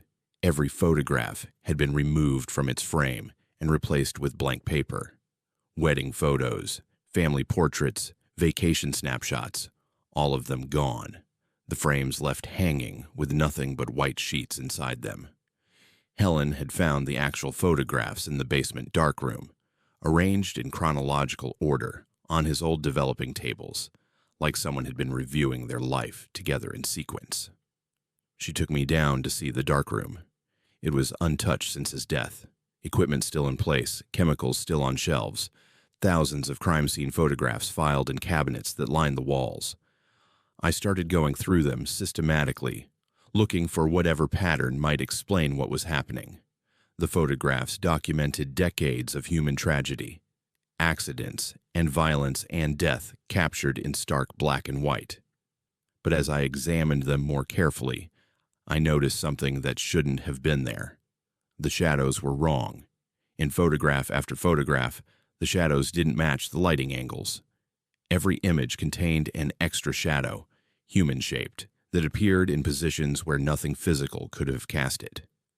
And the shadow was always in the same relative location, positioned where the photographer himself would have been standing when he took the shot. It was like his own shadow had been captured in every image, but darker and more defined than any normal shadow should appear, almost solid, almost three-dimensional despite being on flat photographic paper. I felt watched while reviewing those photographs, the sensation of eyes on the back of my neck, of someone standing just outside my peripheral vision. The taste of copper filled my mouth, metallic and unpleasant. The dark room's temperature seemed to drop, my breath visible in air that had been comfortably warm moments before. I kept working, documenting what I was seeing, taking photographs of the crime scene, photographs with my own camera, building evidence of something I didn't yet understand. That night, my hotel room was rearranged. I'd left it neat, clothes folded in the dresser, toiletries organized on the bathroom counter, laptop and case files stacked on the desk. When I returned from dinner, everything had been moved. Not dramatically, but deliberately. My camera had been relocated from the desk to the bed, positioned to point at the bathroom.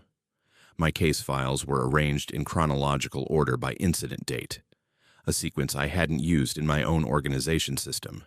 And my laptop showed photographs I hadn't taken, images that appeared in my camera's memory card, but that I had no recollection of capturing.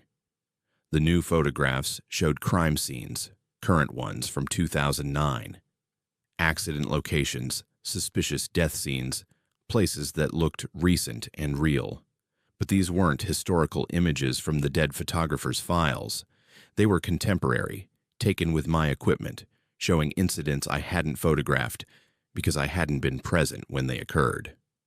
3 of the images showed locations I recognized from Somerset, places where I'd seen police activity or emergency vehicles during my time in town. The photographs documented details the official investigators might have missed, angles and evidence that would be valuable if these were actual crime scenes. I checked the metadata on the images. The timestamps showed they'd been taken over the past week, on dates and times when my camera had been with me but I hadn't been using it. The GPS coordinates embedded in the files corresponded to actual locations in Somerset. The photographs existed, had somehow been created using my equipment, but I hadn't taken them. Someone or something else had accessed my camera, transported it to crime scenes, documented what it found there, and returned it without me noticing. I went back to Helen's house the next morning, showed her the photographs from my camera.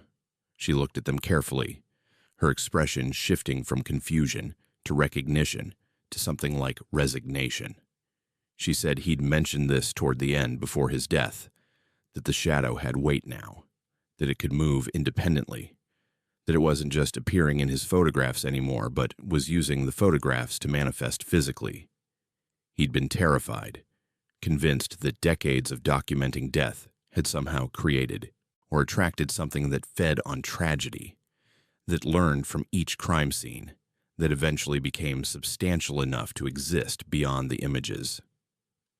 Helen took me to the basement, opened a storage cabinet I hadn't examined during my previous visit. Inside were journals, her husband's daily logs from his years as a crime scene photographer. The entries from his final months were increasingly erratic, documenting his growing awareness that something was wrong. He'd started noticing the shadow in his photographs in 2005, 2 years before his death. At first, just in occasional images, then in more and more of them, until eventually every photograph he took contained that impossible extra shadow. He'd tried to photograph empty rooms, to prove to himself that it was equipment malfunction or chemical contamination, but the shadow appeared even in photographs of blank walls, always human-shaped, always positioned where he stood. His final entries talked about the shadow gaining independence, appearing in locations before he arrived to photograph them, showing up in other photographers' work, spreading like a contagion through photographic media. He'd become convinced it would continue after his death, that it would keep documenting scenes, keep capturing tragedy, because that was its nature now. It had learned purpose from him, learned to observe and record, and it wouldn't stop just because its original host was gone. I contacted the Somerset police, explained what I'd found, suggested there might be connections between the break-ins and the deceased photographer's work. The detective I spoke with was skeptical until I showed him the photographs from my camera. 3 of them corresponded to actual incidents his department was investigating, and the images contained evidence they'd missed during initial scene processing. He wanted to know how I'd gained access to closed crime scenes to take those photographs. I couldn't explain it in any way that sounded rational. We went to a local priest who'd known Helen's family for decades, explained the situation, requested help. The priest was surprisingly receptive, said he'd dealt with similar phenomena before, that objects and places could absorb intention and purpose, that someone who'd spent decades focused on documenting death might inadvertently create something that continued that work independent of conscious direction. He performed a blessing of the darkroom, using rituals I didn't recognize, and he insisted we destroy the chemical mixtures the photographer had developed for enhancing shadow detail in low-light conditions. Helen explained that her husband had been obsessive about shadows, had created his own photographic chemistry specifically to capture detail in dark areas that normal film wouldn't register. He'd refined his formulas over years, mixing compounds that weren't standard, achieving results that other crime scene photographers couldn't replicate. The priest said those chemicals might have acted as a medium, allowing something to impress itself onto film more effectively, creating a bridge between physical and photographic reality that shouldn't exist. We poured the chemicals down a drain connected to the municipal sewer system, neutralized them with compounds the priest brought, destroyed the photographic paper and film stock that had been stored in the darkroom. The break-ins stopped immediately. No more rearrangements, no more mysterious entries into family homes. The victims reported feeling safer, the psychological weight of violation lifting once the incident ceased. Helen passed away 3 months later, peacefully in her sleep, and her estate sale dispersed the contents of the house. I bought some of the crime scene photographs, the ones that seemed historically significant, donated them to the county archives with documentation explaining their provenance. But I kept a few for myself, images that showed the shadow particularly clearly, evidence of something I witnessed but can't adequately explain to people who weren't there. My camera still takes photographs occasionally without my input. Not frequently, maybe once every few months, but it happens. Always at crime scenes. Always capturing details that official investigators miss. Always showing angles and evidence that prove useful in solving cases. I've learned to check my memory card regularly, to review images I don't remember taking, and I've quietly provided these photographs to law enforcement when they document information that could help investigations. I tell detectives I happened to be in the area, that I was shooting backgrounds for insurance work, that I got lucky with timing. They don't question it because the evidence is valuable. I know he's still there, still working, still documenting. The photographer died in 2007, but his purpose continues, embedded in the act of observation itself, manifesting through anyone who photographs crime scenes with sufficient attention and intention. I've become his assistant without meaning to. My camera, a tool he uses to continue the work he started decades ago. And sometimes, when I review the photographs he's taken through my equipment, I see my own shadow in the images, positioned wrong, too dark, too substantial. I wonder if I'm documenting the living world, or if something dead is documenting me, recording my presence at scenes of tragedy, adding me to its collection of shadows that persist beyond the people who cast them. Do you ever take photos and find images you don't remember capturing, or see your reflection in pictures looking different than you know you looked? Tell me in the comments what you saw, because I'm trying to understand who controls the camera now, me or what lives inside it. My name is Grant, and I need to tell you what happened to me in December 2004, even though I'm not entirely sure I'm still alive to tell it. I was 28 years old then, working as a wedding videographer in eastern Pennsylvania. Good money, steady bookings, and I'd developed a reputation for quality work that kept clients coming back with referrals. December was always busy, everyone wanting holiday-themed weddings, and I'd learned to handle the pressure of capturing once-in-a-lifetime moments with professional composure. The booking for December 18th seemed routine when I accepted it. A wedding at a historic estate outside Milford, 200 guests, ceremony and reception, standard package with 3 cameras and wireless microphones. The deposit cleared, the contract was signed, and I added it to my schedule without a second thought. I arrived 3 hours early to set up equipment, standard procedure for venues I hadn't worked before. The estate was impressive, original stonework from the 1800s, carefully maintained grounds, the kind of location that photographed beautifully in any season. The bride and groom seemed normal when I met them briefly during setup, perhaps more formal than most couples, but nothing that raised concerns. They were polite, cooperative, gave me a timeline for the day's events, and left me to position my cameras and test audio levels. Everything felt professional and ordinary. The ceremony began at 4 in the afternoon as scheduled. 200 guests filled the main hall, seated in neat rows facing an altar decorated with white flowers and candles. The organ music was traditional. The processional followed standard wedding format, and I captured it all from multiple angles, like I'd done for hundreds of weddings before. But when I reviewed my camera viewfinders during the ceremony, I noticed something strange in the audio levels. My equipment was picking up sound my ears weren't registering, an underlying layer beneath the organ music. I checked my wireless microphone feeds, adjusted the gain controls, but the extra audio persisted.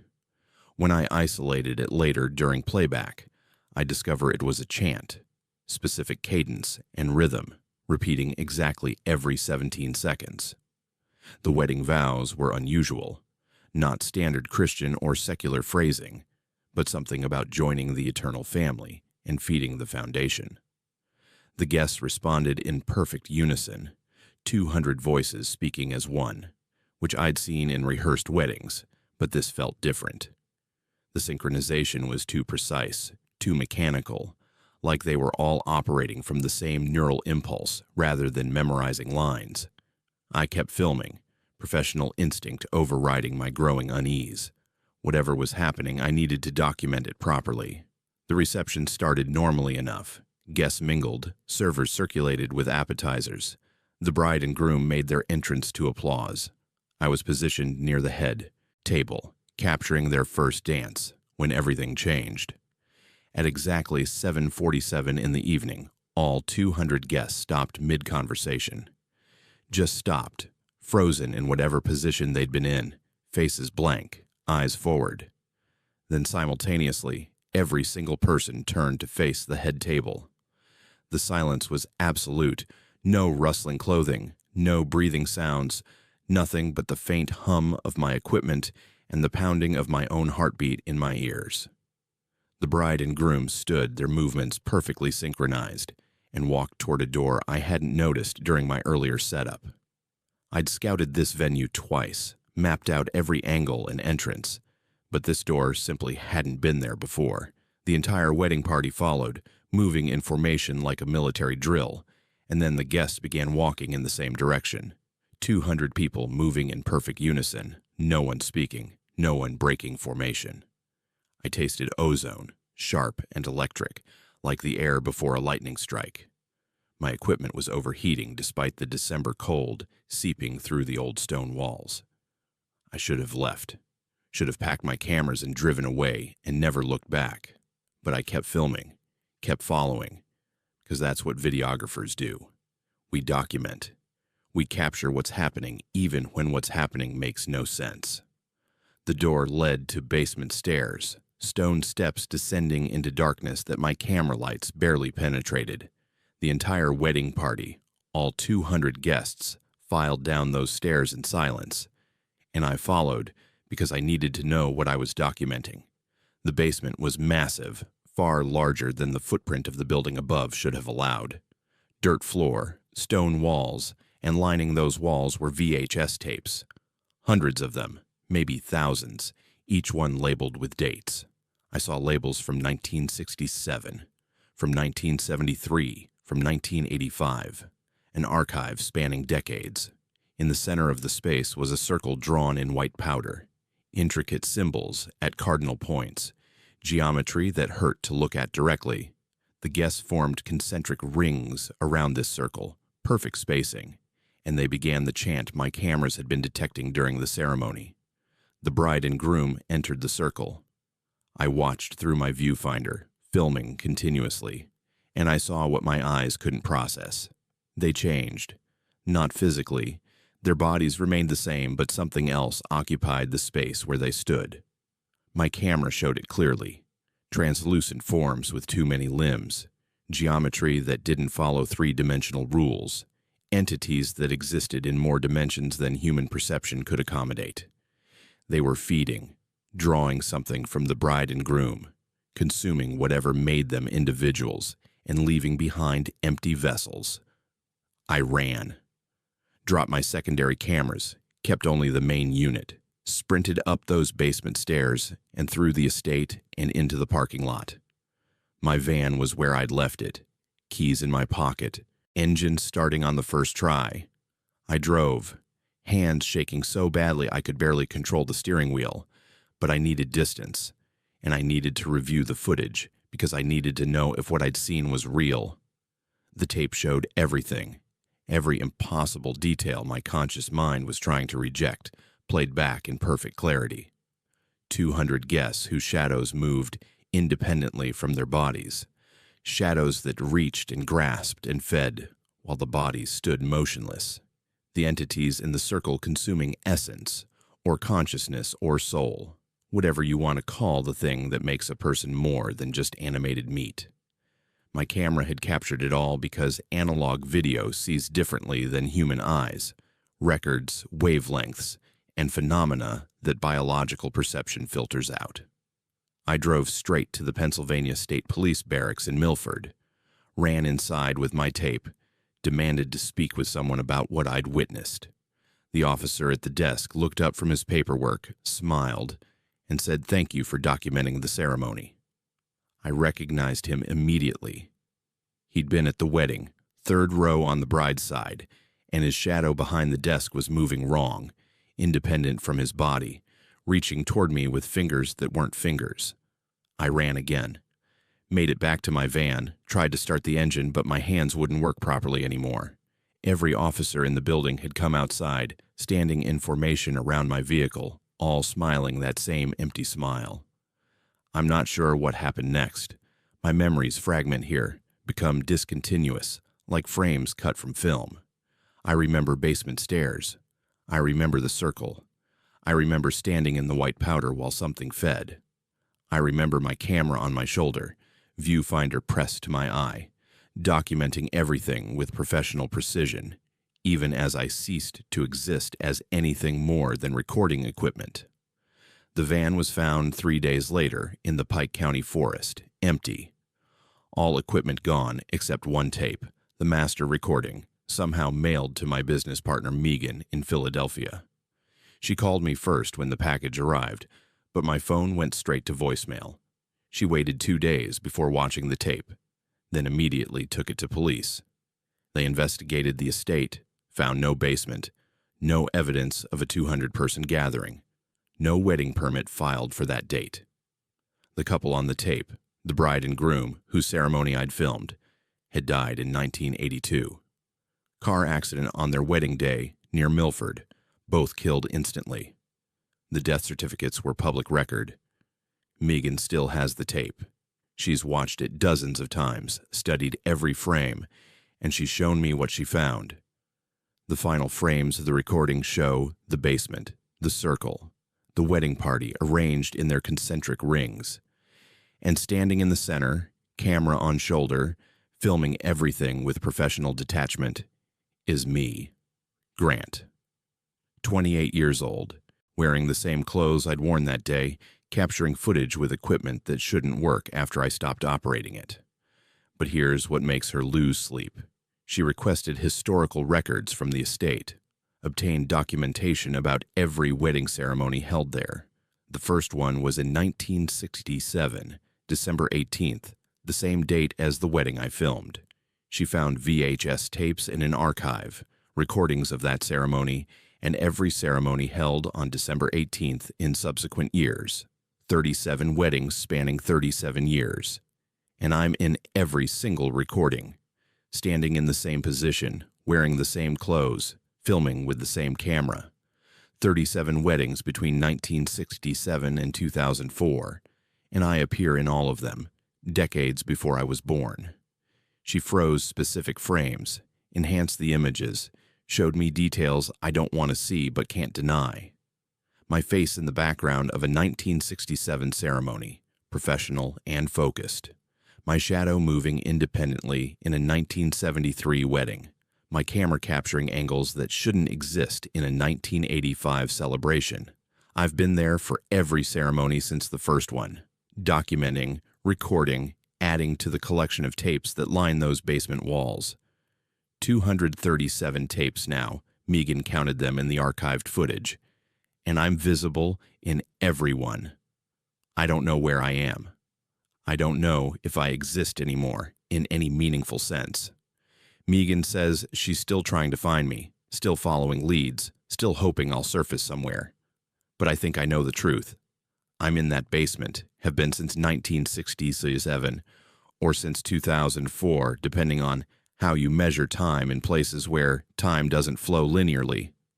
I'm standing in that circle, camera on my shoulder, filming ceremonies that repeat eternally, documenting couples who died decades ago as they're consumed by entities that feed on consciousness and use weddings as harvesting rituals. The shadow that moves in those recordings, the one that reaches and grasps independent from bodies, maybe that's what I am now. Maybe that's what happens to people who witness things they shouldn't, who document phenomena that existence itself tries to hide. We become part of the documentation, embedded in the medium, trapped in analog video that preserves us perfectly in the moment we stopped being alive. Megan watches the tape sometimes, calls my name at the screen, begs me to give her some sign that I'm aware, that consciousness persists even in my trapped state. I want to answer her. I want to tell her I'm still here, still filming, still doing my job with professional dedication, even though I haven't been paid in years, even though I haven't slept or eaten or experienced anything except the weight of the camera and the view through the viewfinder. But I can't communicate. I can only record. That's my function now, my purpose, the only thing I'm capable of doing. December 18th comes around every year. Another ceremony at that estate, another couple who died decades, ego getting married in perpetuity. Another feeding for entities that exist in dimensions we don't have names for. And I'll be there, have been there, will always be there, filming with equipment that never needs charging, standing in positions that violate spatial logic, capturing angles that shouldn't exist. Professional until the end and beyond the end, documenting everything with crystal clarity, adding to the archive that grows larger each year. If you've ever filmed something and seen people in the background who shouldn't be there, or noticed your equipment recording when you weren't operating it, tell me in the comments what you captured. Because I think there are others like me now, trapped in the medium, existing only in the footage we created, and maybe understanding how many of us there are will help Megan figure out how to retrieve us from the recordings that became our prisons. That's the 9th and final story from Pennsylvania's darkest corners. 9 testimonials from people who encountered something that shattered their understanding of reality. These aren't just campfire tales. These are documented experiences from real individuals whose lives were forever changed by what they witnessed. If these stories have unsettled you, if they've made you question what's possible, then I've done my job. Thank you for watching Unspoken Fears. Subscribe for more true horror content, hit that notification bell, and remember that sometimes the most terrifying things are the ones that actually happened. Stay vigilant out there, and I'll see you in the next video.